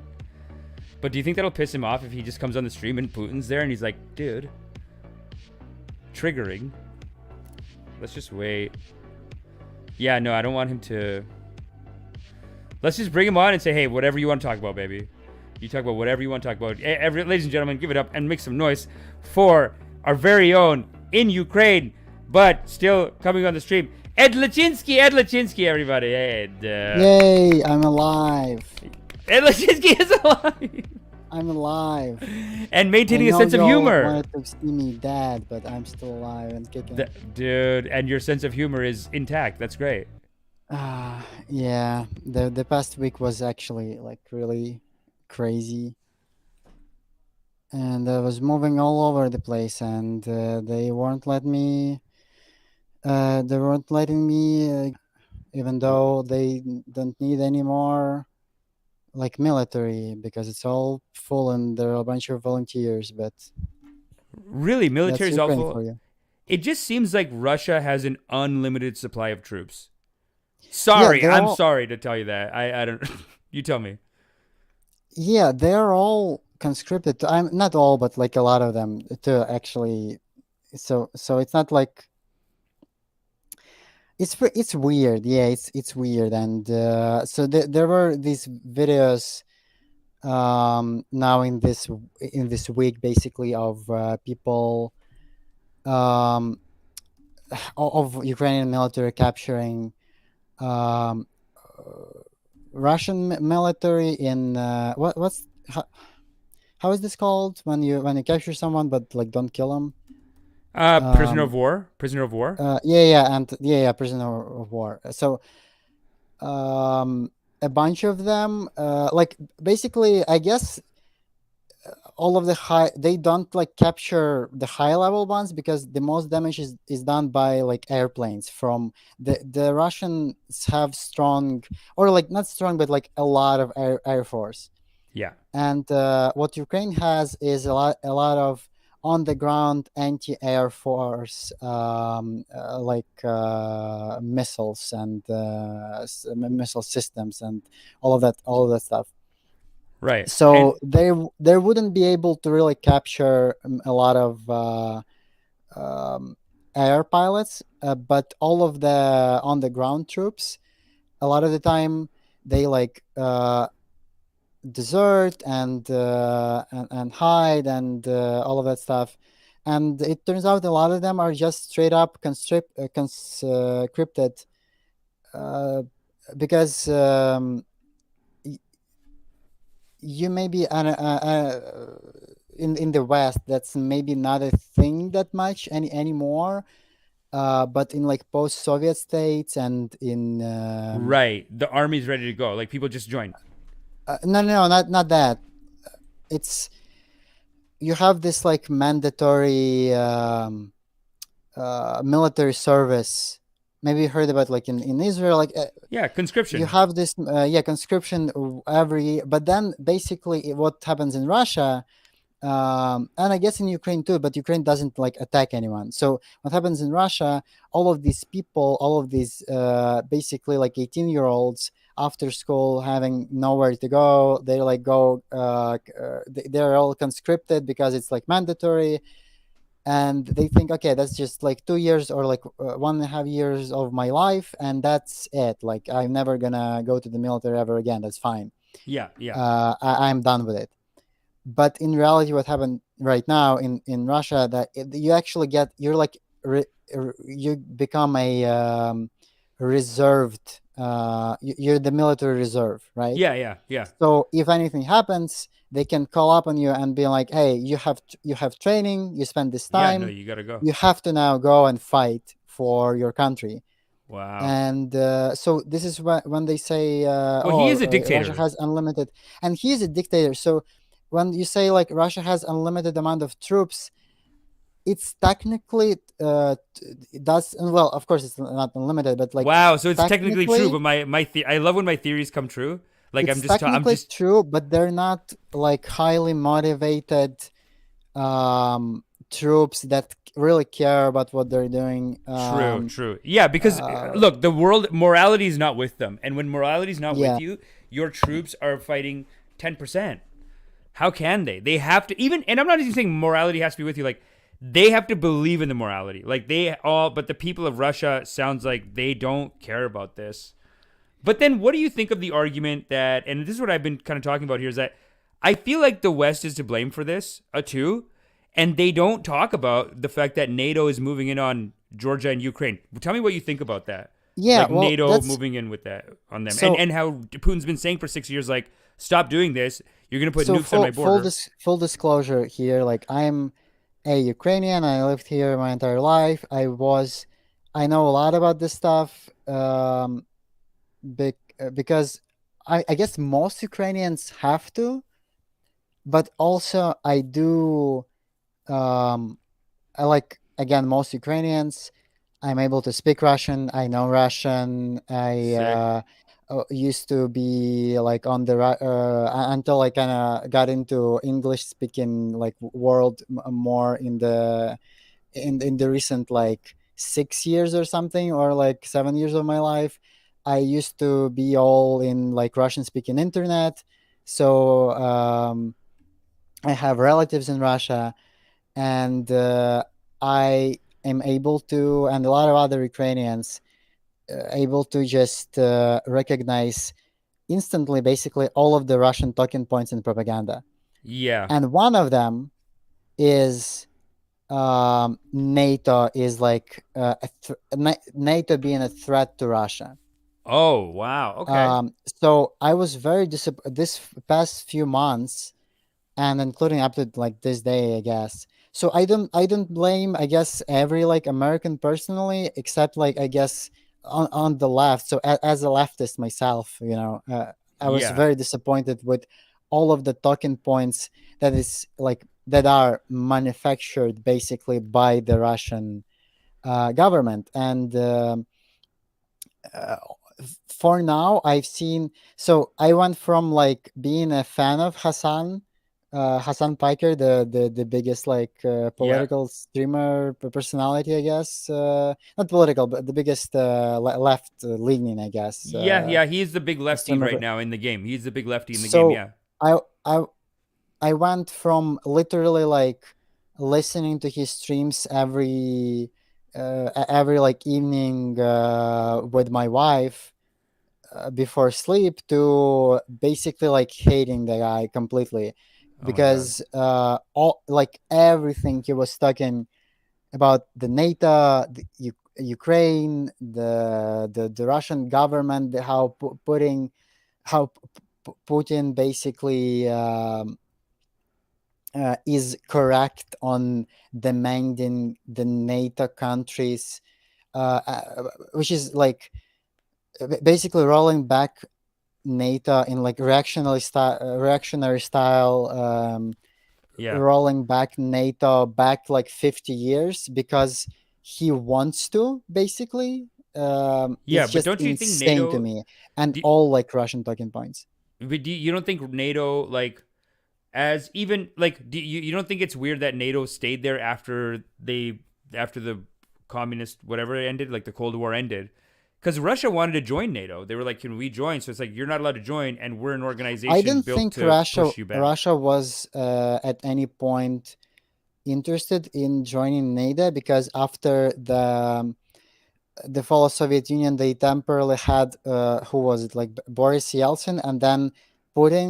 And I'm saying like some weird American way of saying Putin or something, and then Putin took over the Russian government. So he was like elected, and then as soon as he was elected, he put all of his bonds on every local election Yeah, yeah. across Russia, and started censoring the TV and everything. I mean, And he I do basically agree stayed with the you. president for life. So Yeah. Russia was never um, So here's the thing. They NATO have is asked. They have asked to join. They were told no. They is were the, told is like you're that not allowed to is join. that correct? Yeah, I mean, I'm seeing it on, and the thing So is that Ukraine like, also asked. Here's the thing: Ukraine also asked and was told yeah, no, but and it's and because Ukraine of has a right. I Putin. think more like Ukraine does have a right that like if they want to, it's good. But they did make this promise to the Russians after the Cold War that like we're not going to move in on these buffer zone countries. Yeah, but okay. So here's the misconception. Misconception one: NATO is described as something that now I'm not even like necessarily pro NATO or whatever all of the NATO members do. Okay, but here's the all of the like facts and misconceptions. NATO, by many like leftists, aka mostly Hassan, is described as something that expands and moves and stuff like that. So while technically correct, but it only moves as in countries. It's like democracy expands. It's like being mad about democracy Yeah. being more countries opting in towards being democracies doesn't. It's not a force that's invading a country. So I see some people online talking about NATO as if it's some kind of military force that is invading European countries one by one and basically forcing them to join Well, not forcing. They want to NATO. join. I But wouldn't say yeah, forcing. They're just you giving need them to like good deals. specifically, yeah, so NATO is a defensive alliance. Yeah. And it's even set up in a way that if one of the countries from NATO, as far as I know, like starts a war with another country from the NATO alliance, all of the other countries need to defend Yeah. the I mean, the it's a defensive one. military alliance. I would say like it's a So it's an military. alliance, Yeah. and one of the biggest like countries in the NATO is the United States. So I agree with the take that like, oh, NATO in historically NATO been involved in some like shady stuff that you can call like unjust and I whatever. would say Sure, it's almost like sure. CIA, like doing coups, doing like because even like what do you I think of don't their think NATO involvement? done coups. They done some like bombings and stuff. They've But done okay, bombings. Yeah. here's the thing. It's it's US and UK and stuff like that. They don't really need NATO for doing that. And that's I guess that's the most reasonable take about this. Like just because if you remove Poland and all of the Baltic states from NATO, all of a sudden UK and US will not stop being. It will not stop doing all of the militaristic stuff they're doing. They don't need NATO for that. NATO is an offensive. Yeah, okay. NATO is a defensive pack, and that's what it's supposed to be originally. That's what it is, Yeah. and the whole thing that. Yeah, I'm just very annoyed. So basically right now Putin is trying to well he was trying he's justifying literal Yeah. like No. Look, horrific military I'm not invasion. saying that Putin didn't go way too far either. Though, like Putin's like obviously It's not too this is a far, vicious attack. It's too much. Whatever. I just feel like but you must there's war understand that people like that are tied to like going to war and they always want to go to war and they're like looking for ways to poke at people and like I just don't see why after the Soviet Union ended like this should be a friendship alliance. Why are you still doing like a military alliance if they've broken apart, they're but done? but that's the thing, it is kind of right, like it's okay. So how the Soviet Union broke down, there were nations that there were like in Soviet Union, including Ukraine, right? Like Russia, Ukraine, some I'm not gonna count all of them, but like Yeah, a the bunch. entire Soviet Belarus and other some in the east, whatever. But there was also so-called Warsaw Pact. So Warsaw Yeah. um, is the Polish capital. Yeah.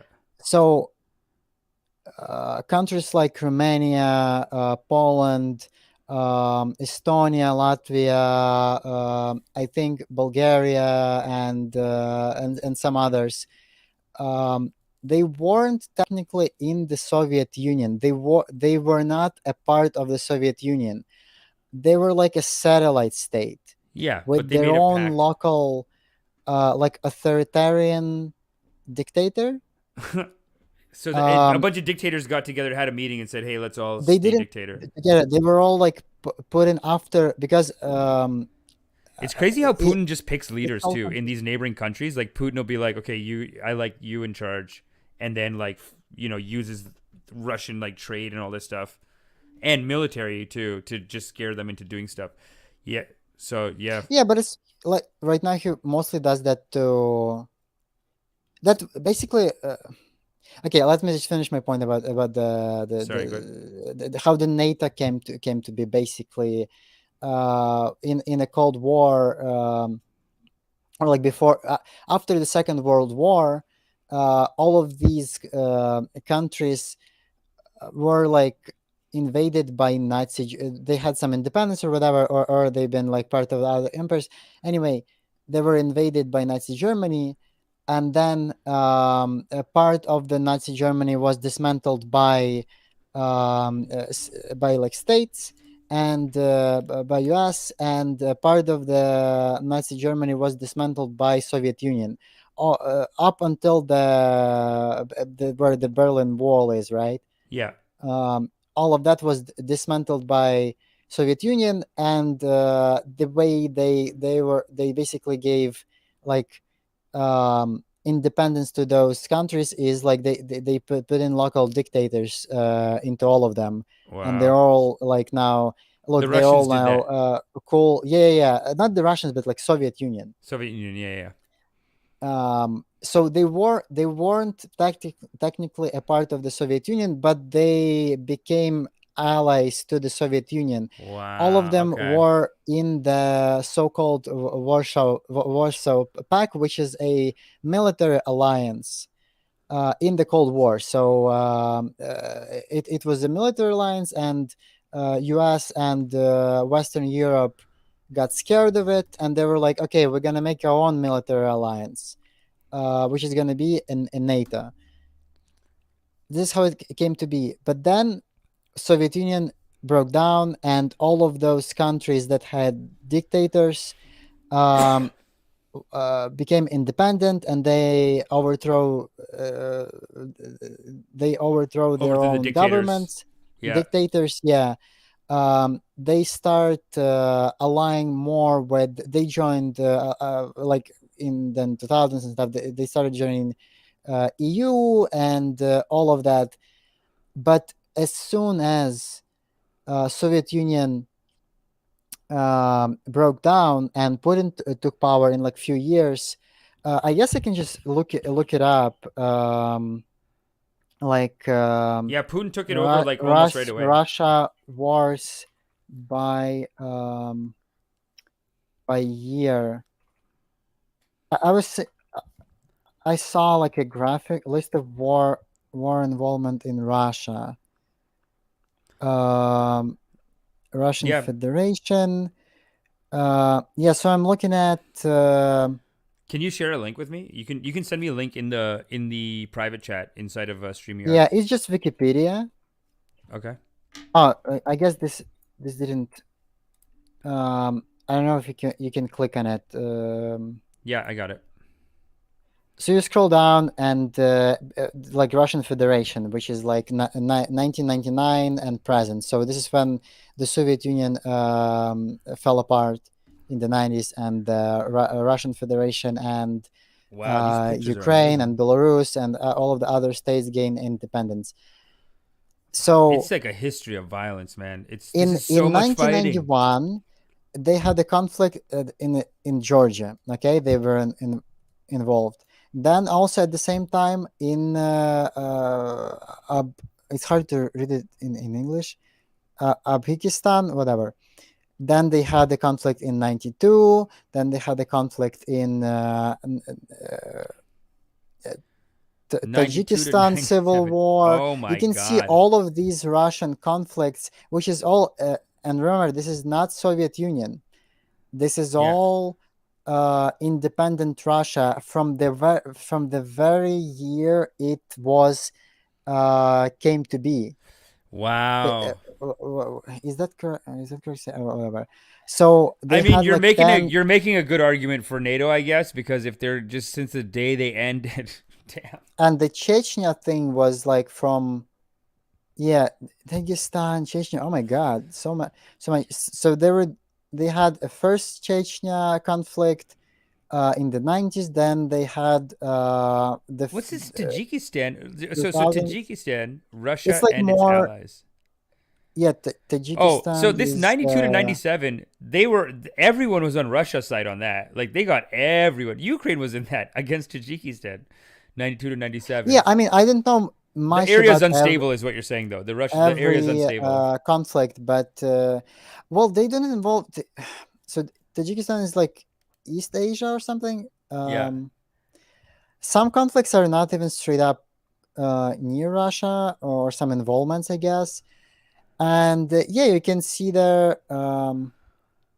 So Chechnya, war at Chechnya was going from the 1999 to 2009. So for 10 years, they've been at war in Chechnya, and they installed. So what happened? So what I know about Chechnya is they installed there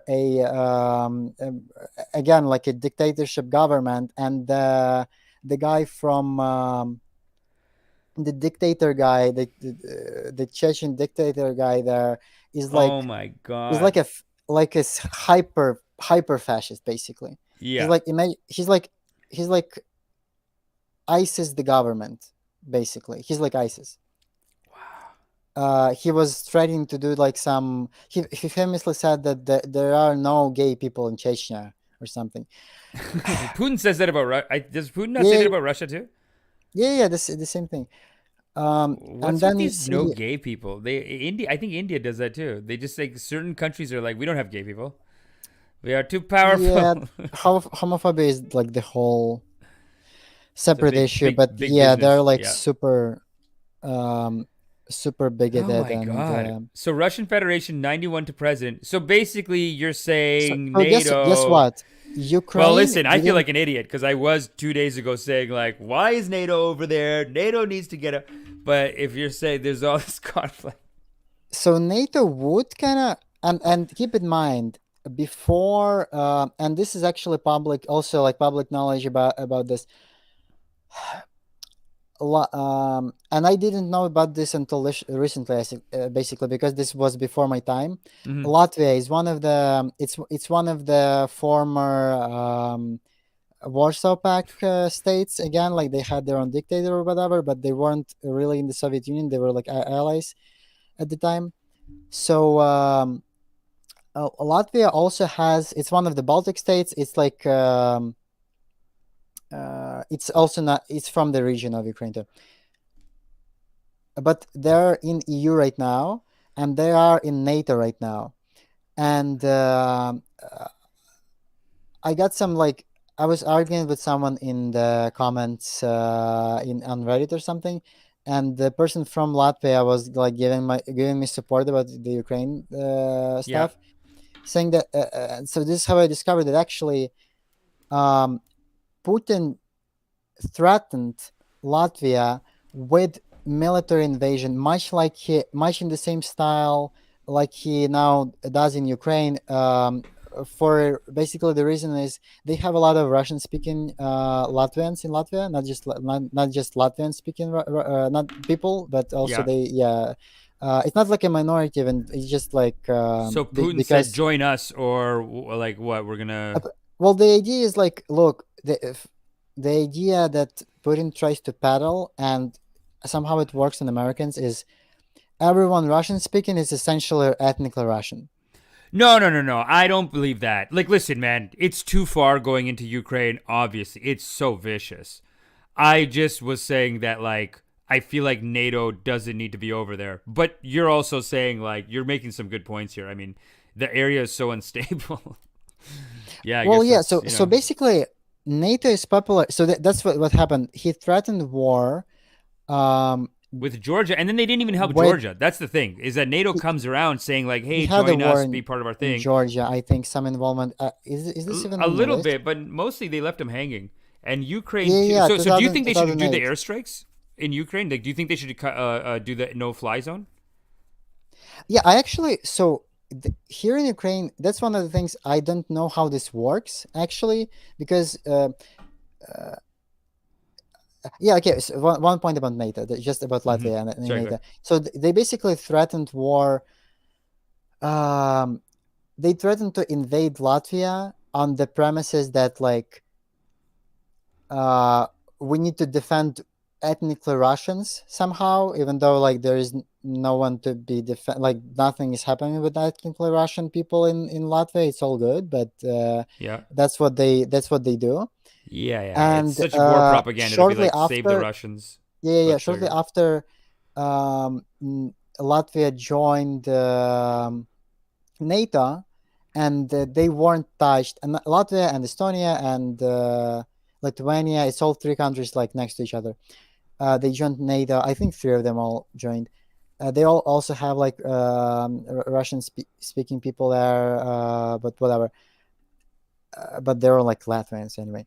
So, But they joined NATO and and things are then hunky dory. You're saying things are going good for them. yeah, and it's all fine for them. But then immediately Russia switched in 2008. So in 2004, I think they joined NATO, and in 2008, Russia invaded Georgia, and there was like war in Georgia, and basically Latvians and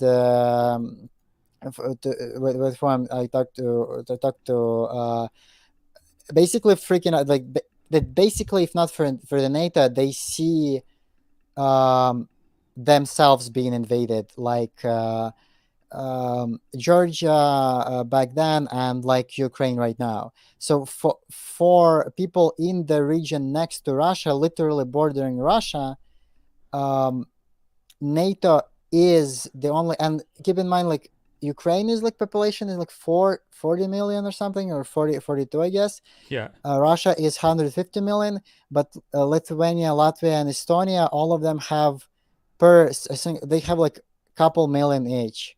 So they Yeah. have no chance alone with no like defensive pacts or alliances. They don't have a chance against a So huge country NATO's there like to help Russia. them. Well, here you go, folks. This is it. This is why, you got to hear. Look, I listen to everyone. I was under the impression that NATO is just a completely useless bunch of idiots, but I mean, you're making some good points here. What about, because, yeah, and especially when even the prime minister of Ukraine himself writes a letter saying, well, he did write the application to the EU. I didn't see him do an Yeah, yeah. application to NATO, but he did the application, like, maybe it's more This is so symbolic. Canadian of you. This is so Canadian of you I really thought, to no, but assume most lefties here that he's a don't are prime supportive. minister. Oh, yeah. That's Oh, so that's what funny. you mean. Yeah. No, You I mean thought our I thought Europe, president? because Europeans have prime ministers too, but you guys have presidents. Um, yeah, we have presidents. I think most countries have. Who has a prime minister? I think in Germany the case is such that like the president does all of the internal stuff, and the Yeah. prime minister does all of the policy, all of the international policies. So you hear about prime minister Right. of Germany a lot, but not from Yeah. the president. Uh, Yo, look at this if Russian cavalry attack guy from like the 1900s. He looks like he's gonna fall over. This is terrifying, dude. Oh They yeah, just come in. and the history also, that's pretty interesting, because Ukraine was pretty much the entire history of Ukraine. So compared to the Russian Empire, Soviet Union almost been like chill for Ukraine, because in Russian Empire they weren't even Ukrainians weren't even allowed to like write or sometimes speak in Ukrainian. It's always Wow. supposed to be Russian. So yeah, and Putin recently was talking about Russian at Russian like nationality and Russian world, as he calls it, and Russian borders are supposed to be as big as. Sometimes he refers to the is like um, borders of where like Russian Empire used to be. So Yeah. he's like straight up The guy is like unhinged, and everyone in Europe hates them. Like every politician, I guess Germany, they buy stuff from him. Well, not anymore, but Yeah, they yeah. weren't allowing Ukraine in NATO or EU actually, um, because Wow. there is nothing especially backwards about Ukraine compared to all of the neighboring states. There is nothing like there is no real reason for Ukraine not to Of be in course the not. EU. Nobody here thinks that. But are the Russians saying that? They're like Uh, Ukraine. It is a backward people. Like that's what he's saying to for well, don't I let them in guess UN. Russia is saying, Putin is saying basically Ukraine is no, it's supposed to be. It's our sphere of influence or whatever. It's supposed to be for us to decide what Ukraine wants, not for Ukrainians. Oh, they're in our sphere. And Wow. and This again, is like till this so is you know mind what's opening. Thank you for coming on, man. I you know how appreciate it. Belarus is. It's like Belarus is straight. It's like in between also. Yeah, yeah. Belarus is another one of those countries that Putin's been saying for 6 years, like, stop with these border countries. I guess with Georgia and Ukraine, he's willing to put down a fight, whatever. But with those ones, like, yeah, Yeah, I think so they just so joined. Belarus at this point, Belarus is like Russia's puppet state. So they Yeah, they have a attack us dictator. from Belarus too, and they had horrible protests and like by horrible I mean just a year ago they had this crisis in Belarus where protesters are been held and like thousands. They done horrible things to protesters, and they have a president for life there also, the Lukashenko guy. Oh my God, Um, Lukashenko, such a and he silly straight name. up like I think they have like some sort of joint parliament with Russia now. It's like it's a puppet state of Russia to this point, right? So they had independence just like Ukraine, and up until 2014, um, we had this Yanukovych guy who was pro-Russian, and if not for Yeah, and he 2014 fled. protesters, Yeah, yeah, he fled because all of the basically what happened is he was about to sign either a treaty like with a deal with EU or a deal with Russia. yeah. And he just Uh, ran. and And he then someone he threatened to hit him, and he just ran. no not oh my god, it was a lot because I was there. I was in Kiev at the time. Right. Um, and I was pretty young though, so it's I was like 16 or something, I guess. But In 2014. what made him flee though? Were Russians putting troops in? Because I thought he was Putin's puppet. Yeah, so Lachenko. Yanukovych was basically yeah, like a pro Putin. So they didn't start out, they are not installed as Putin's puppets, but they have at first they are so Yanukovych was democratically elected. Okay, so there was like a revolution, so-called revolution in 2008, I think, like an orange revolution it was called, is when there was Yushchenko, a a guy people president candidate that people loved, and Yanukovych. And Yanukovych was a pro-Russian one, and Yushchenko was pro-Western one, but so is actually a lot of the Ukraine. You know, we want to be in the EU and stuff like that. Yeah. So what happened in 2008 is there was an attempt to basically Oh, have overthrow. a bunch of fake votes and stuff Okay. to pick Yanukovych. But then there were protests, and they after the protests, um, there was a more like legitimate, more controlled vote for the president, and they picked Yushchenko for a term for like 4 years. And then life didn't really get any better, so all of the pro Yanukovych people kind of took over the sentiment, and and Ukraine picked Yanukovych, right? So the pro-Russian guy, Yeah. and he was like super corrupt, and I have like stories for days about Yeah, the yeah. No, life it's under high in corruption. Yeah. Yanukovych's Ukraine was complete shit, and we had like police brutality and everything. Um, so Yanukovych in 2014, then, right? So he was near the end of his term, I think, but actually before the end of his term. So it wasn't even election season. He was about to sign. He wanted to sign a deal with EU. So Ukraine is like it's called something like a friend of the EU, or like Yeah, yeah, yeah, yeah, yeah. He wanted to EU's become friends of the EU. Yeah, okay. EU's partner, like a very basic Like a partner state, level. like a junior stage NATO. Yeah, yeah, or a junior stage EU. I know what you're talking about. Yeah, So he signs and that that.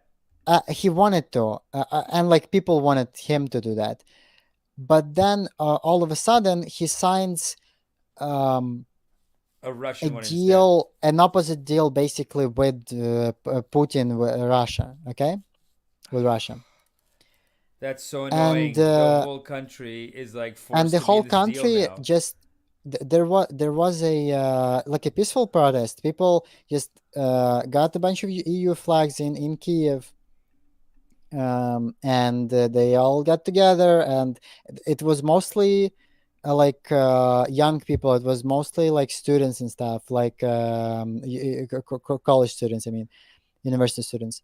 Right? um, and now we know actually that Putin influenced Yanukovych's decisions to Of course, yeah. violently Oh, oppress all of the protesters wow. there. Okay. So in like a month, or I think literally like days and couple of days and weeks, the demands changed. Over the protests didn't stop. They got even more serious, because people were like infuriated by the response of the government, a completely authoritarian response. People know how to protest because of what happened in 2008, and it just got more and more demanding and more authoritarian, and the response was worse, and they unleashed Berkut, which is Berkut is a paramilitary Oh my God. Ukrainian force. It's like Organization, special forces Special Fortress Berekut, and they came out to squash the protesters. to squash the protests. Yeah. Oh my At God. some point, they started shooting from. They started shooting lethal ammo at protesters in Kiev from rifles, not sniper rifles, and so the demand changed from the EU integration deal thing to the impeachment of the president, basically, because Wow. people weren't standing for that. And what happened also? And Putin Oh God, basically what? said he's like they want to impeach me because I signed the deal with you. Putin says kill them. Yeah, That's so sad. basically. Also, Because we, they were we trying to we join were the getting EU. some aid from Now you're Russia. making a lot of sense for NATO, I gotta say. But yeah, go on. We were getting a lot of aid from Russia or whatever. Like we were on some like Russian at the time, on some Russian stream of money, from to investments or something. And basically, Russia was like, "We're gonna cut all of that if you're not gonna squash these protesters, because you need to like deal with them and unleash And it's so the corrupt that he's the probably getting military millions on of them, unleash the dollars. forces." Yeah, he's probably getting so much money from that too.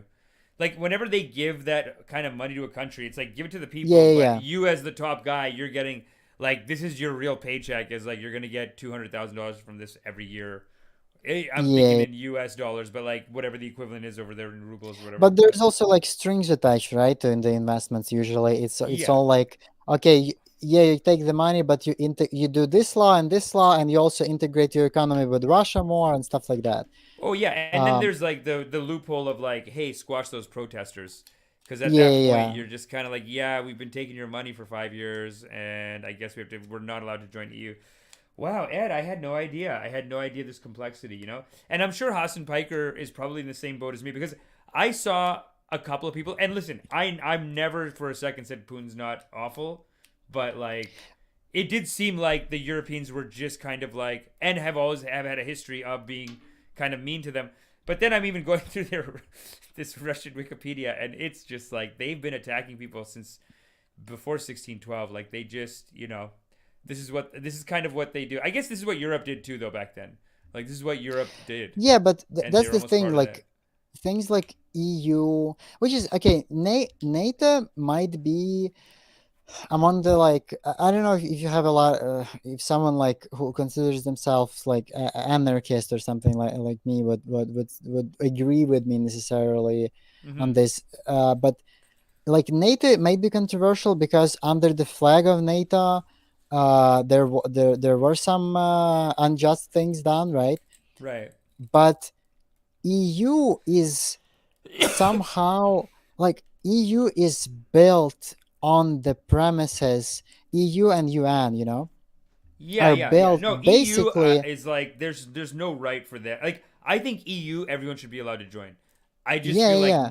I NATO just is mean militaristic more. I But just want to anyway, go say on. like EU is like good for the most part. Like it's Yeah. neoliberal, whatever, it's capitalist, you can say that, but so is like everything else. So No, I agree with you, man. EU is great. It's like why E- fight with each other? Make EU a is union. uncontroversial. Like It, EU doesn't do that anymore. They don't invade country. There was two wars in Europe and like around the world because of the Europe, and there was a conflict upon a conflict for the entire history of the Europe everywhere there, and EU was basically created to have trade instead of conflict, and the entire NATO thing is basically um, because Russia disagrees. Like, Putin specifically. wow. If the This conflict is continues and spreads all over shocking. Ukraine, the number of refugees would So skyrocket.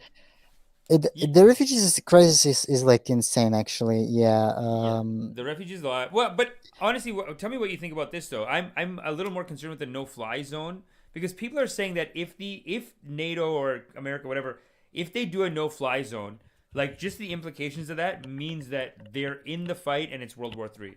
Because one of the things with Georgia, with the Georgian conflict where the Russians attacked Georgia, apparently the like NATO couldn't help, and in this case, legally NATO's not allowed to help, and America's not allowed to help physically directly.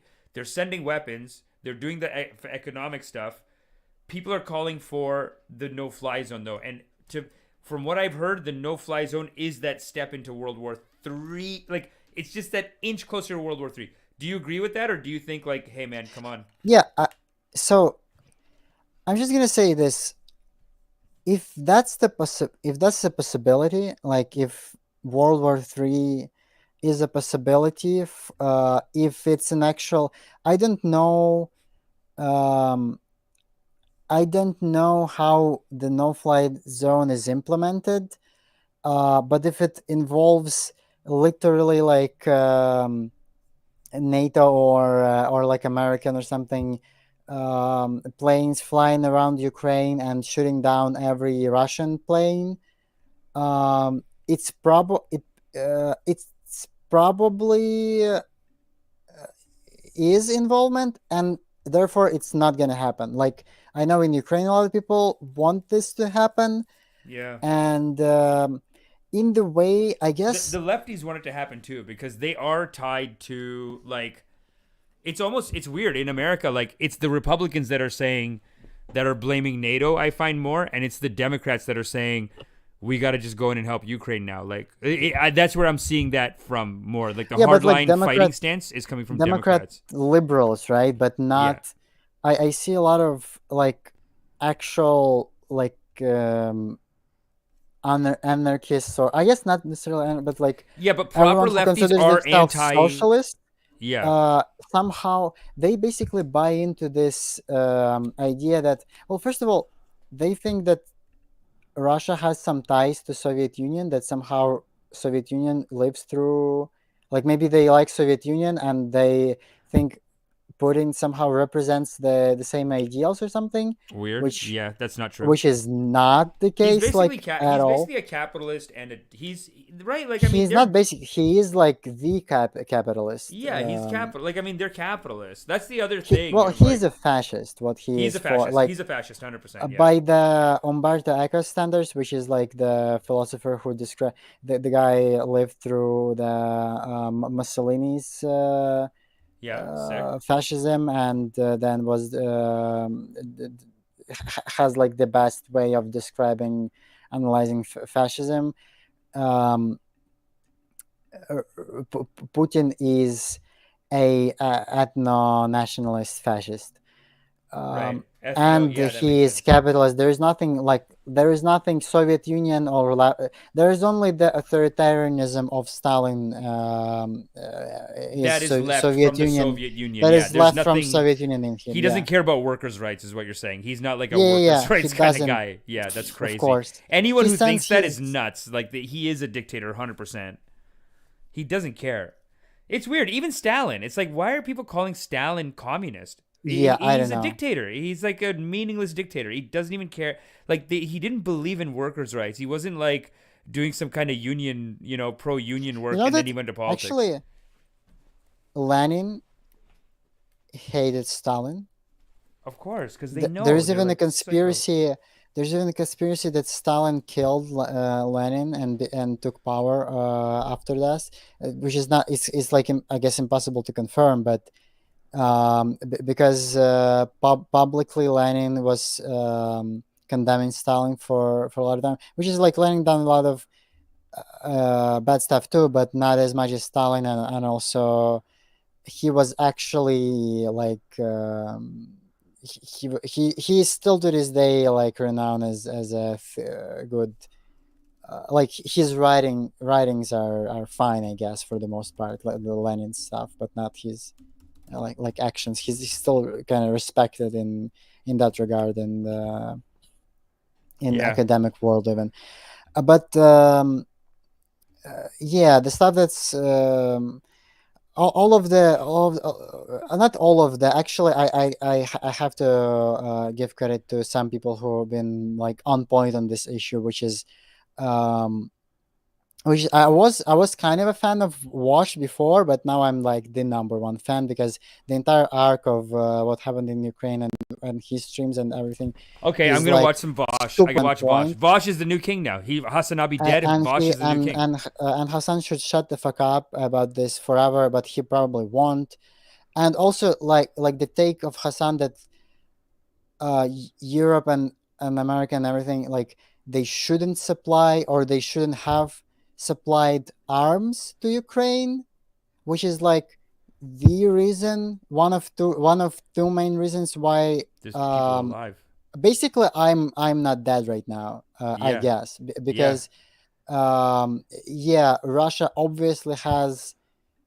um Russia obviously has more people and more money, and yeah. It more they seems like produce just weapons unlimited and people. sell Yeah, weapons. So like expect of Ukraine to basically what, like develop their own weapons or something in like yeah, 8 years of this conflict with Russia, and have more of them than Russia has, is just insane. And this idea also, by the way, did you hear about all of the Azov battalion stuff? yeah, yeah. Yeah, so that's true. Like, They're uh, basically Nazis, right? Is the Azov um, battalion? They're like yeah, a Azov battalion and some other. There is like a party here that is like a Azov. Let me Nazi. find that. There is a party called Svoboda, which is like Svoboda it means freedom in Ukrainian. Yeah, you can Svoboda. see that, So right? yeah, they have like a. So Yeah, they're pretty open um, about it from what I've heard. This is they're their pretty open symbol, about it. There and is they this. they There is they have like a Svoboda. lineage to like a SS like a thing. Like A they came little in. bit, basically. Yeah, I guess not like a linear, but to some Nazi collaborators, sure. But here's basically what happened with this. A lot of the Ukraine, again, like Soviet Union stuff, and like it, it was like pro-Russian, or at least not really nationalist in because Ukraine, as a state, is not. It has rich history, but it's not that old. After Soviet Union broke Oh, up, it right, was right, like right, right. It's not like that old of a it's culture. You're it's saying? 30 years. It's not that all, like, things haven't been like this for that long. So it's been only like 30 years, Right. right, from the Soviet Union. And Ukraine was had its own borders and everything within the Soviet Union. It's not true that Ukraine only like came to be after the Soviet Union broke down, because uh, it, Ukraine was a part of Soviet Union, and it had its own borders. It's just like they were open to other countries, but it's to other parts of the union, much like you right now. But Yeah. yeah, Uh, but yeah, most no, of this the is most of the national, basically in western parts of Ukraine, um, there is a lot of Ukrainian nationalism, a lot more than in any other parts of Ukraine. So in places like Lviv and the region there, whatever, because of the history, they had a lot more resistance to the Soviet Union expansion at the time when that was happening in the like what, like 20s. yeah. They even briefly had, well, I shouldn't say they, because I guess we, right, um had like an anarchist state Really? for Oh, like so 2 years. you have that attitude. You have We that have a spirit in you. lineage of anarchism, yeah, You have the and spirit in you too. You are an yeah, anarchist. and Yeah. Makhno is like deeply regarded Ukrainian Ukrainian anarchist political theorist, who is at the time was actually killed and then invaded by Bolsheviks, later known as USSR, right? The Bolshevik state. So as soon as all of the anti-Russian stuff happened, and Russia started attacking Ukraine in the Donetsk and Luhansk regions, which is kind of funny that I'm saying this in American way, because I have to. It's Donetsk and Luhansk, but whatever. The first people who went to like serve in the military there and defend the Ukraine's and die for Ukraine's independence were from the regions that had a history of resisting Soviet Union, Right. and being like Nazi collaborators because of resistance. So they allied temporarily with Nazis to resist Soviet Unions. Well, some parts of the movement here, right? And yes, some of them are straight up Nazis, but it's like, and there's like objective data to prove this.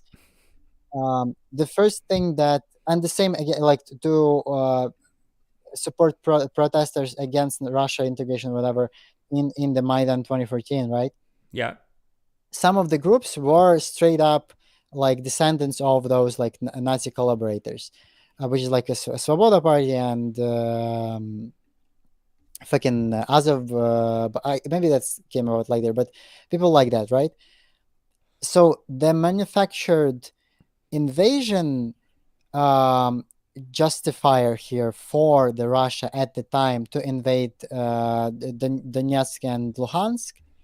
Luhansk and oh my god, all of the accents are blending together here. It's fine. Nobody knows, dude. Um, It sounds so so legit. Like you have a baseline accent that's covering it. yeah, okay. So they showed to the Russian public and to the all of the, keep in mind, a lot of the East Ukraine, I guess Ukraine in general, we're also watching a bunch of like Russian news because of cultural imperialism from the Russian side. Right. That what happening in Kiev is actually they like hyper focused on those groups that are Nazis. pro that are, yeah, like partial Nazis or whatever.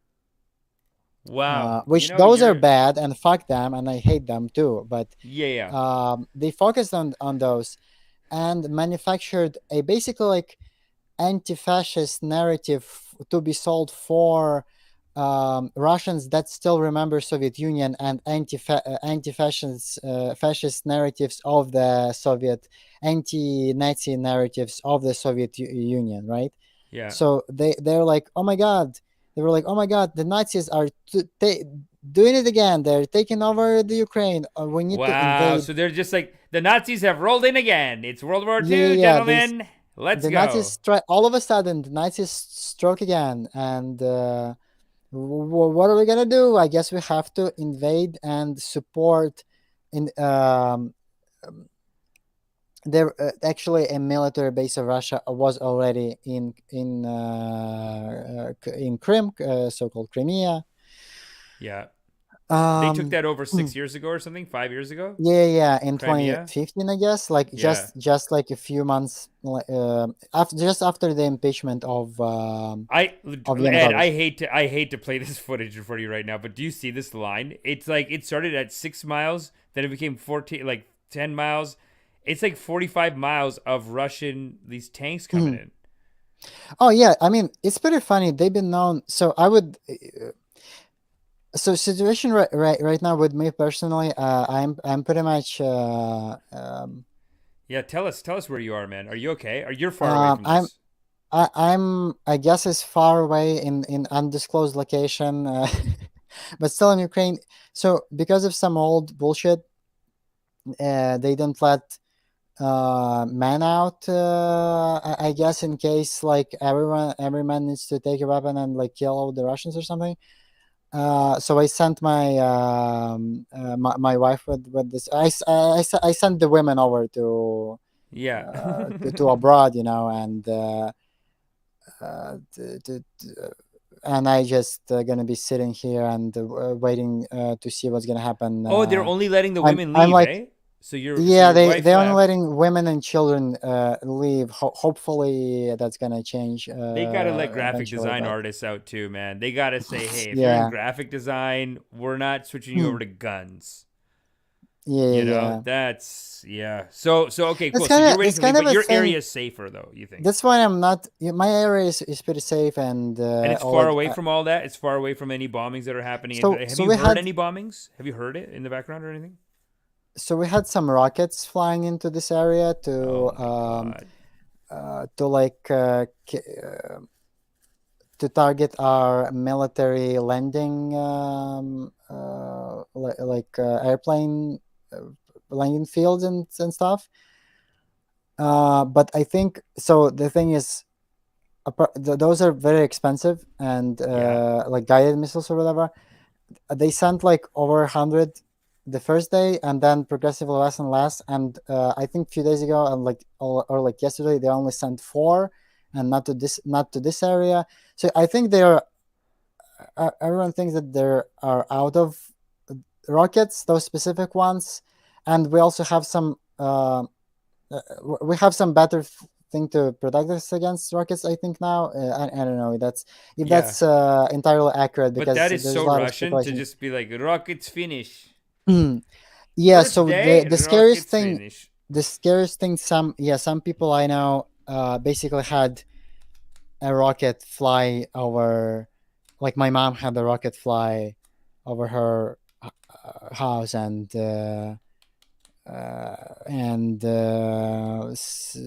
some people I know actually seen the explosion it caused.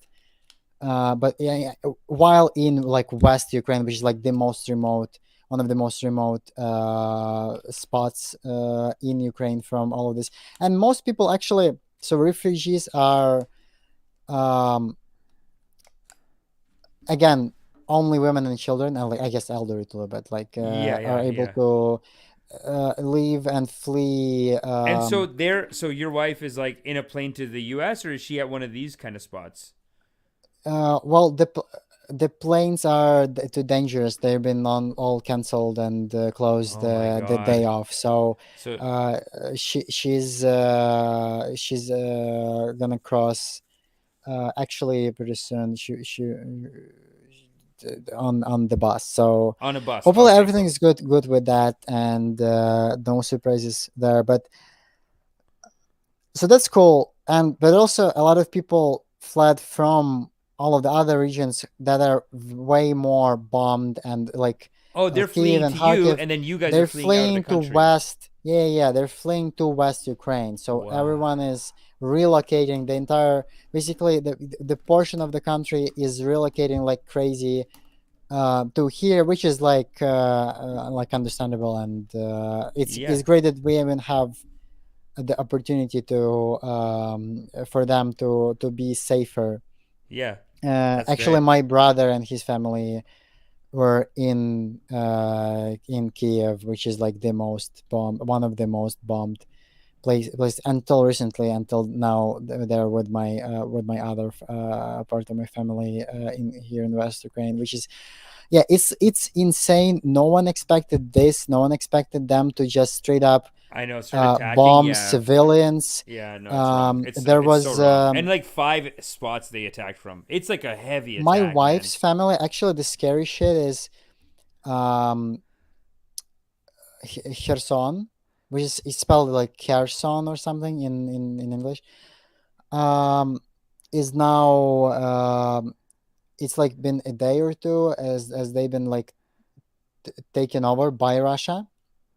And I have a story about this, which I heard today in the morning, Okay. because my wife's um aunt aunt yeah, my wife's aunt is I've been there once. They live there, and her family lives there.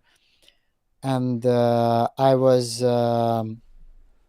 talking to my wife's mom today, and she was telling a story that basically her sister, the aunt, the one that lives in Kherson, in Kherson, where it's now all occupied by Russia, the entire city.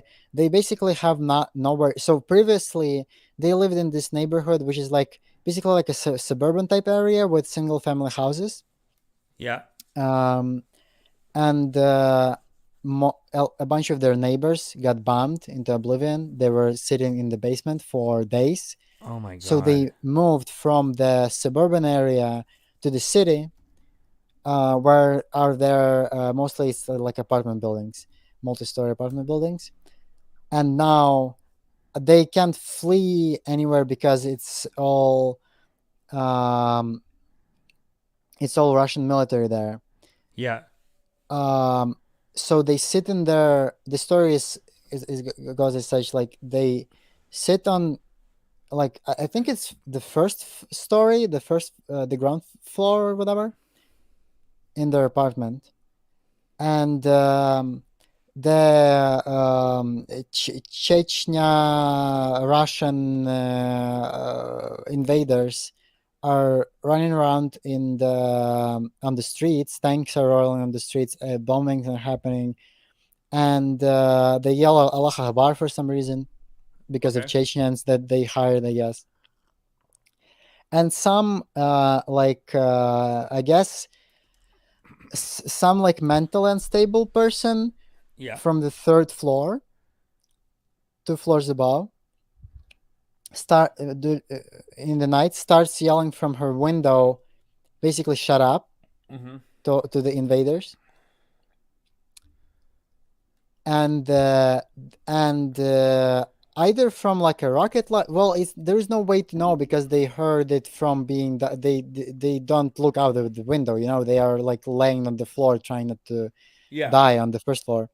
Yeah. So They look they out the window. shot they Okay. they shot into that third floor where someone was yelling at them, either from a tank or like a bazooka or Wow. something. Now there is no third floor. Okay, like so the entire floor burned down. There was a fire. There were firefighters. Luckily, they let the firefighters do the work, and the building still stands, but there is no that floor is done basically with the woman who yelled, Yeah. probably with it. All of the water also leaks down all of the floors because Of they can't course. be Yeah. Oh, you're saying the evacuated. water damage is through the roof when you get a Yeah, tank the shot. building is Water basically damage. barely stands and water damaged and bombed, and And rats are going to be there. they can't even exit the building Oh my because god. how dangerous it is, and it's super scary. And from other news in that region, there was like registered, basically noted, like 11 rapes Oh no. by the Russian military. But it's not as Sorry. bad as you think. Five women did survive the rapes. Oh my god. Sorry to So hear this that, is man. what That's yeah, this is fucked up. I didn't even know how to. I'm trying to sound funny about this, like, but I mean, you're there is there, no so way to even it's like you're stressed out process and you this. you want to get yeah, it's hard to process and Yeah, you're yeah, trying yeah, yeah. like that's rough, man. Luckily, they're not competent enough to actually. So the rumor is they wanted to invade. Well, I guess the intelligence also. They planned this operation to only last like. This is what Wow. fascists think. They thought it's gonna be over in like few days. Yeah. They're just gonna bomb all of the military bases. Will have they would have complete air superiority in like a day, and all of a sudden they own Kiev and everything, right? Yeah, no, But I've heard from a lot of people that it's not going too well. Also, one of their top generals just got shot like a couple hours ago. One of the oh, Russian really? top I generals. missed that. I Yeah, was just talking to Steven and now to you. So I'll show you. Yeah, apparently, they got one of the top Russian. actually, I'm just subscribed to so many like local news now about this. Yeah, so this is it. Hold up, let me. Oh, you can see it. Okay, wait. Let me play the audio on it.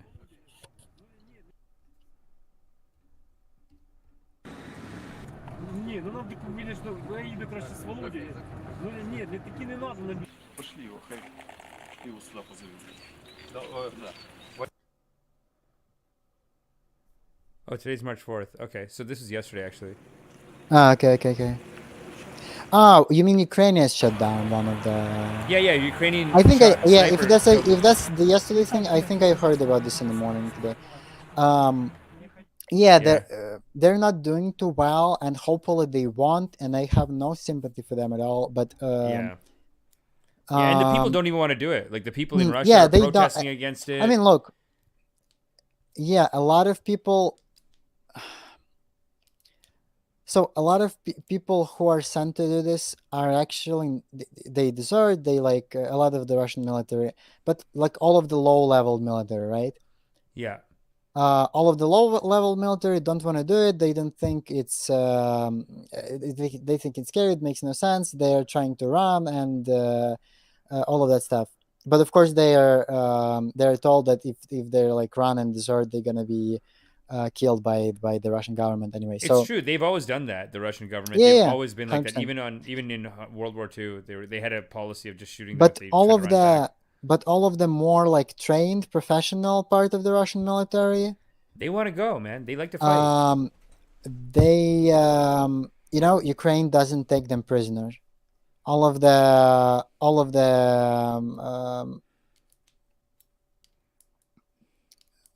of the people who are bombing the civilians and who are shooting rockets and everything, and like the most insane gory wild shit happened in this week in Ukraine by the hands of those people, and they're not taken prisoner and not spared by Ukrainian military, and I have no sympathy for them. Wow, that's too bad, man. Well, hopefully there's not too much hatred in your heart. I mean, listen, Um, they're all brainwashed. They're there is no hatred towards like the Russian people. Russian Yeah, yeah, people. yeah. But you're Like saying top the I top literally generals they have want to Russian go. relatives, like Yeah, and a lot of people in Ukraine do. This is why it's so stupid.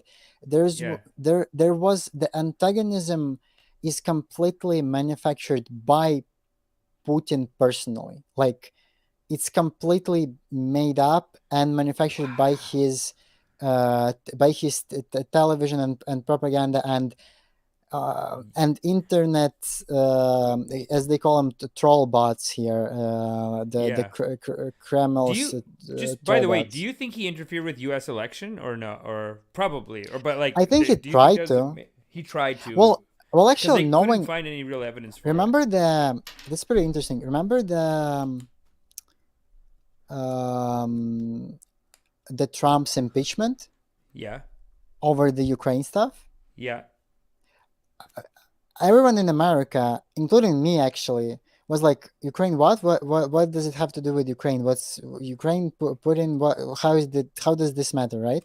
yeah, But Trump was denying aid to Ukraine while yeah, he was president, yeah. and he was trying to um, Yeah, he appease the was Russians. trying That's why he's to saying now that like this not would just never would appease have the happened. Russians. This is what was trying to do. He was trying to blackmail our president Oh yeah, Zelensky by P basically, photos. What did he have? What was he no, trying to no, no. blackmail? It's simpler. He was withholding aid to Ukraine that was promised, that everyone was counting on, in Ukraine, Yeah, but it was just a personal thing. against Russia. So Zelensky would leak some information against Against about the Biden's son yeah, who Hunter. Yeah, worked yeah, yeah, here, Hunter Biden yeah, thing. This whole thing, and kind of no one cared. But now you basically know, like, there is no reason for Trump to to do that, other than basically, yeah, it's Trump doesn't gain much from this, but Putin does, basically. yeah, So yeah, yeah. yeah, Well, Trump is he's just totally Trump in is the just doing pocket of, personal bullshit politics. Like he's like, come on, man, leak something about his son. Everyone yeah, will yeah, hate his yeah. son. It's like that shit came out after, dude. But he was just Was election, like, I think it was influenced, but it wasn't complete. Obviously, there I are mean, they all pro-Trump do that people with in each other, America, though. right? Yeah, What's for that? sure, for sure, And for also sure. Hillary Clinton's lawyer planted evidence in that whole case too. So I think Yeah, yeah. Democrats in America, they've done nothing for the American people, but they like nothing left wing, no workers' rights, no pulling back military, no anything. But when they lost to Trump, they were like, well, how could this be? It must have been Russia. Like they just Mm-hmm. couldn't handle the loss, and that's actually Yeah, playing they into were the so politics a little bit cocky now. about that the Hillary's gonna win. I remember that. Yeah, yeah, and they blamed it all on Russia, and I think they can't let it go. And I think that's why the most people that are the very like let's go to war in America are Democrats. Oddly, like Yeah, but I think the Democrats. I, I don't think no one in America right now, because of all of the Afghanistan and Iraq war and everything. Virtually no, there is no popular sentiment in America for war anymore. I think yeah, because they did so many liberals, stupid Democrats. ones. Yeah, there were so many stupid ones. I think all of the people who like support Ukraine in this, they realize that there will be no Russian troops in Ukraine. Oh, sorry, not Russian. No NATO troops or U.S. American. U.S. or NATO troops in German Ukraine. They troops are realize getting it's not close. gonna be Yeah, happen. that's too bad. That sucks, man. That it sucks that they like. Yeah, it sucks that they don't. They couldn't like with Georgia too. Like they would make these moves to help, but then they're just like, well, we can't actually do anything physically for you. So even in this one, they can't. But they're Yeah. sending weapons, they're sending aid, and they're doing the blockades on Russia. And Russia's kind of losing. There is this weird narrative of like Putin's a crazy man, his back's against the corner. Like is there any concern of like he's gonna drop some nukes, or it's like, I mean, what do you do at this point? I guess it's if he drops nukes, he drops nukes. I don't know. That's exactly. I mean, here's the thing, right? We can't like. Do you propose to just appeal? Putin knows that like he dies the second he drops the nukes, or at least he's like he's gonna live in a bunker for 20 more years or something, Yeah. and then die. He's gonna kill himself. Like you can't do nukes. There is no way for Russia to use any nukes without being nuked themselves, Yeah. and no one wants that. But he was doing actually recently the president of France publicly stated that like it's like briefly he was saying that basically to in response to Russia, like we have nukes too, Yeah. and it's an important acknowledgement because um, basically for these 30 years Putin was allowed to do whatever the fuck he wanted because everyone was scared of his nukes. But guess what? He's not the only one with nukes, and it doesn't like you can just appease, and everyone in Europe kind of understands that he's not gonna stop on. I don't think he's like, oh, he's planning to take over entire Europe right now, but if he's gonna be given the chance to, if no one would do anything about no support or anything like that to Ukraine, he would like, first of all, he wouldn't even like the Yanukovych wouldn't be impeached, and Ukraine would be doing the same thing as Belarus doing right now. Ukraine would be a Russian puppet state. We would we would do some we would help Putin to do some well, by we I mean like the Ukrainian state of Ukraine would help Putin to invade some other country like Georgia or probably Moldova, which is like right next to Ukraine also, and it has one of them separatist fake Russian states there. Wow. Kind of like the Donetsk region. So Well, this is great hearing from you, man. Because yeah, I really didn't have this perspective. I mean, definitely I had the perspective that like Putin is being awful. He's attacking so much. Like it's such an attack. And it is brutal. Like he's just killing and like shooting at the nuclear station, I think yesterday. He just doesn't give a shit. Like he's sending a signal to the world that like I don't give a shit. He's got generals there who have said like, what's the point of a world without Russia? So their nuke thing is like they are kind of like, we'll do it. We don't care. We die. Everyone dies.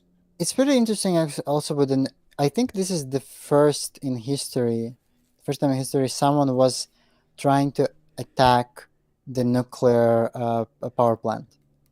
Someone's shooting at the nuclear power. It's like out of The Simpsons. It's so stupid. I've heard that it's like the first time in history someone does that. It's so stupid, man. Because it's entirely stupid. You're shooting at like a nuclear plant. But I think he said it's like a signal from him. Like I don't give a shit. That's his attitude. I don't think so. From what I've heard, it's not like the risk of it actually exploding is not high, but if it does, it's like insane. I think it's even bigger than like some nukes. So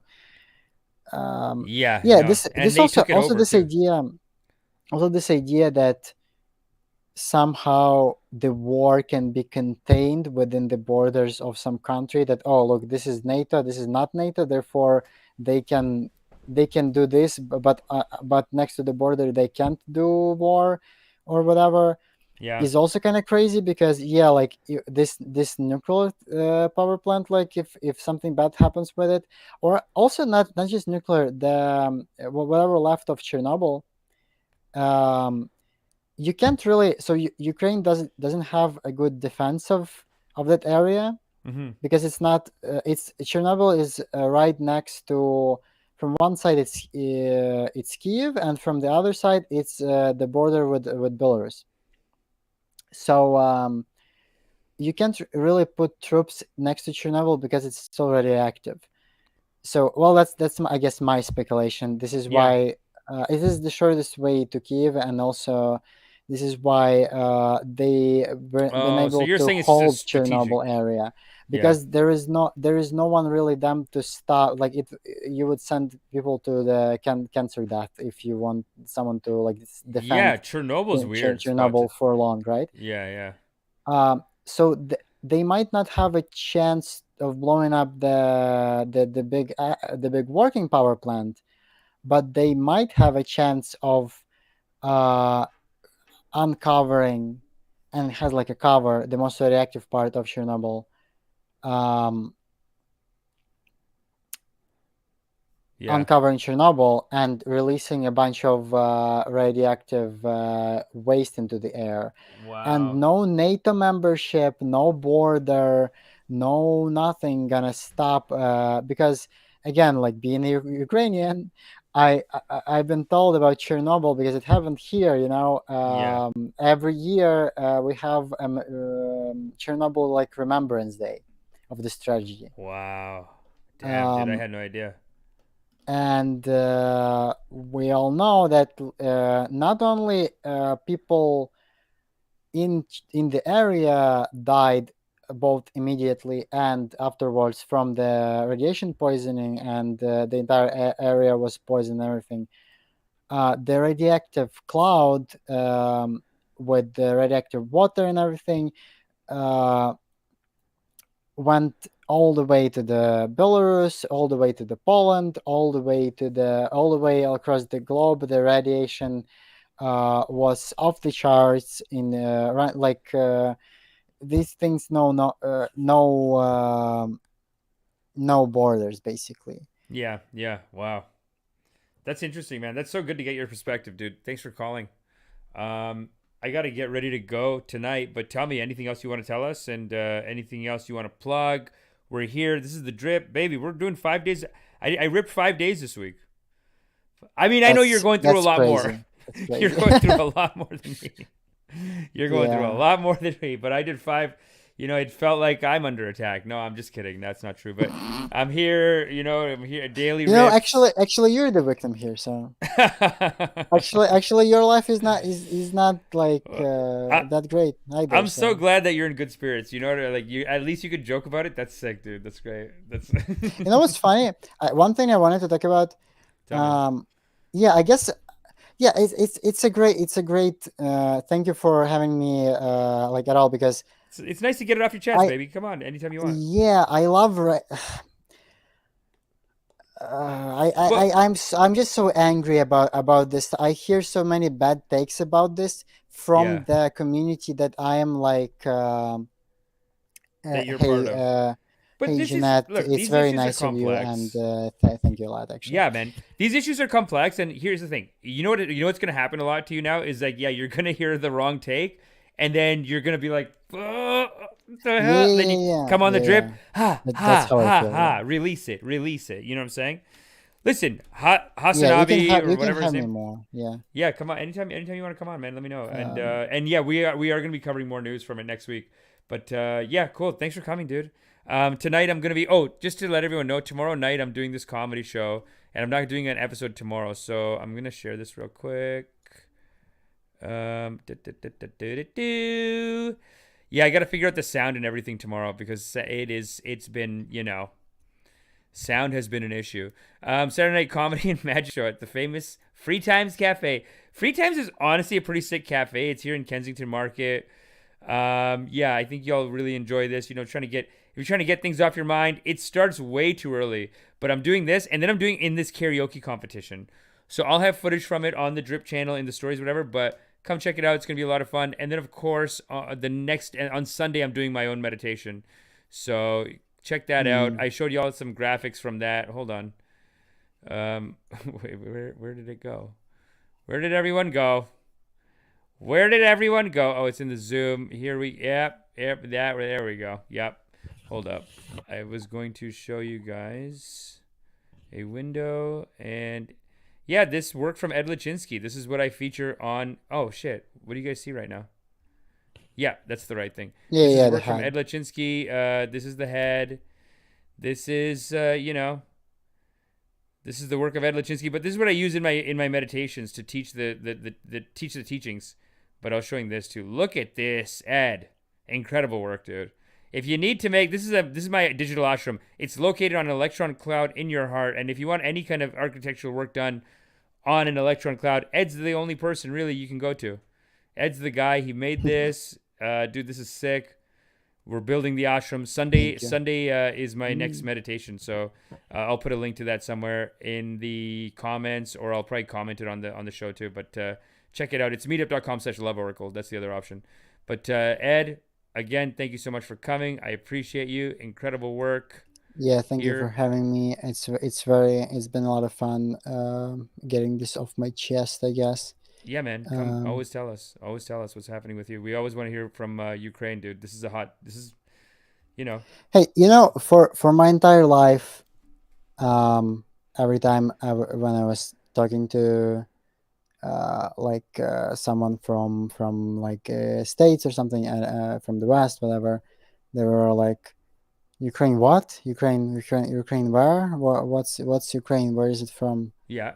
And now this is the only time I get to flex with all of my unnecessary knowledge Yeah, man. Everyone's of like, Ukrainian politics I've been cursed with. So that's great, man. it's Thanks. great.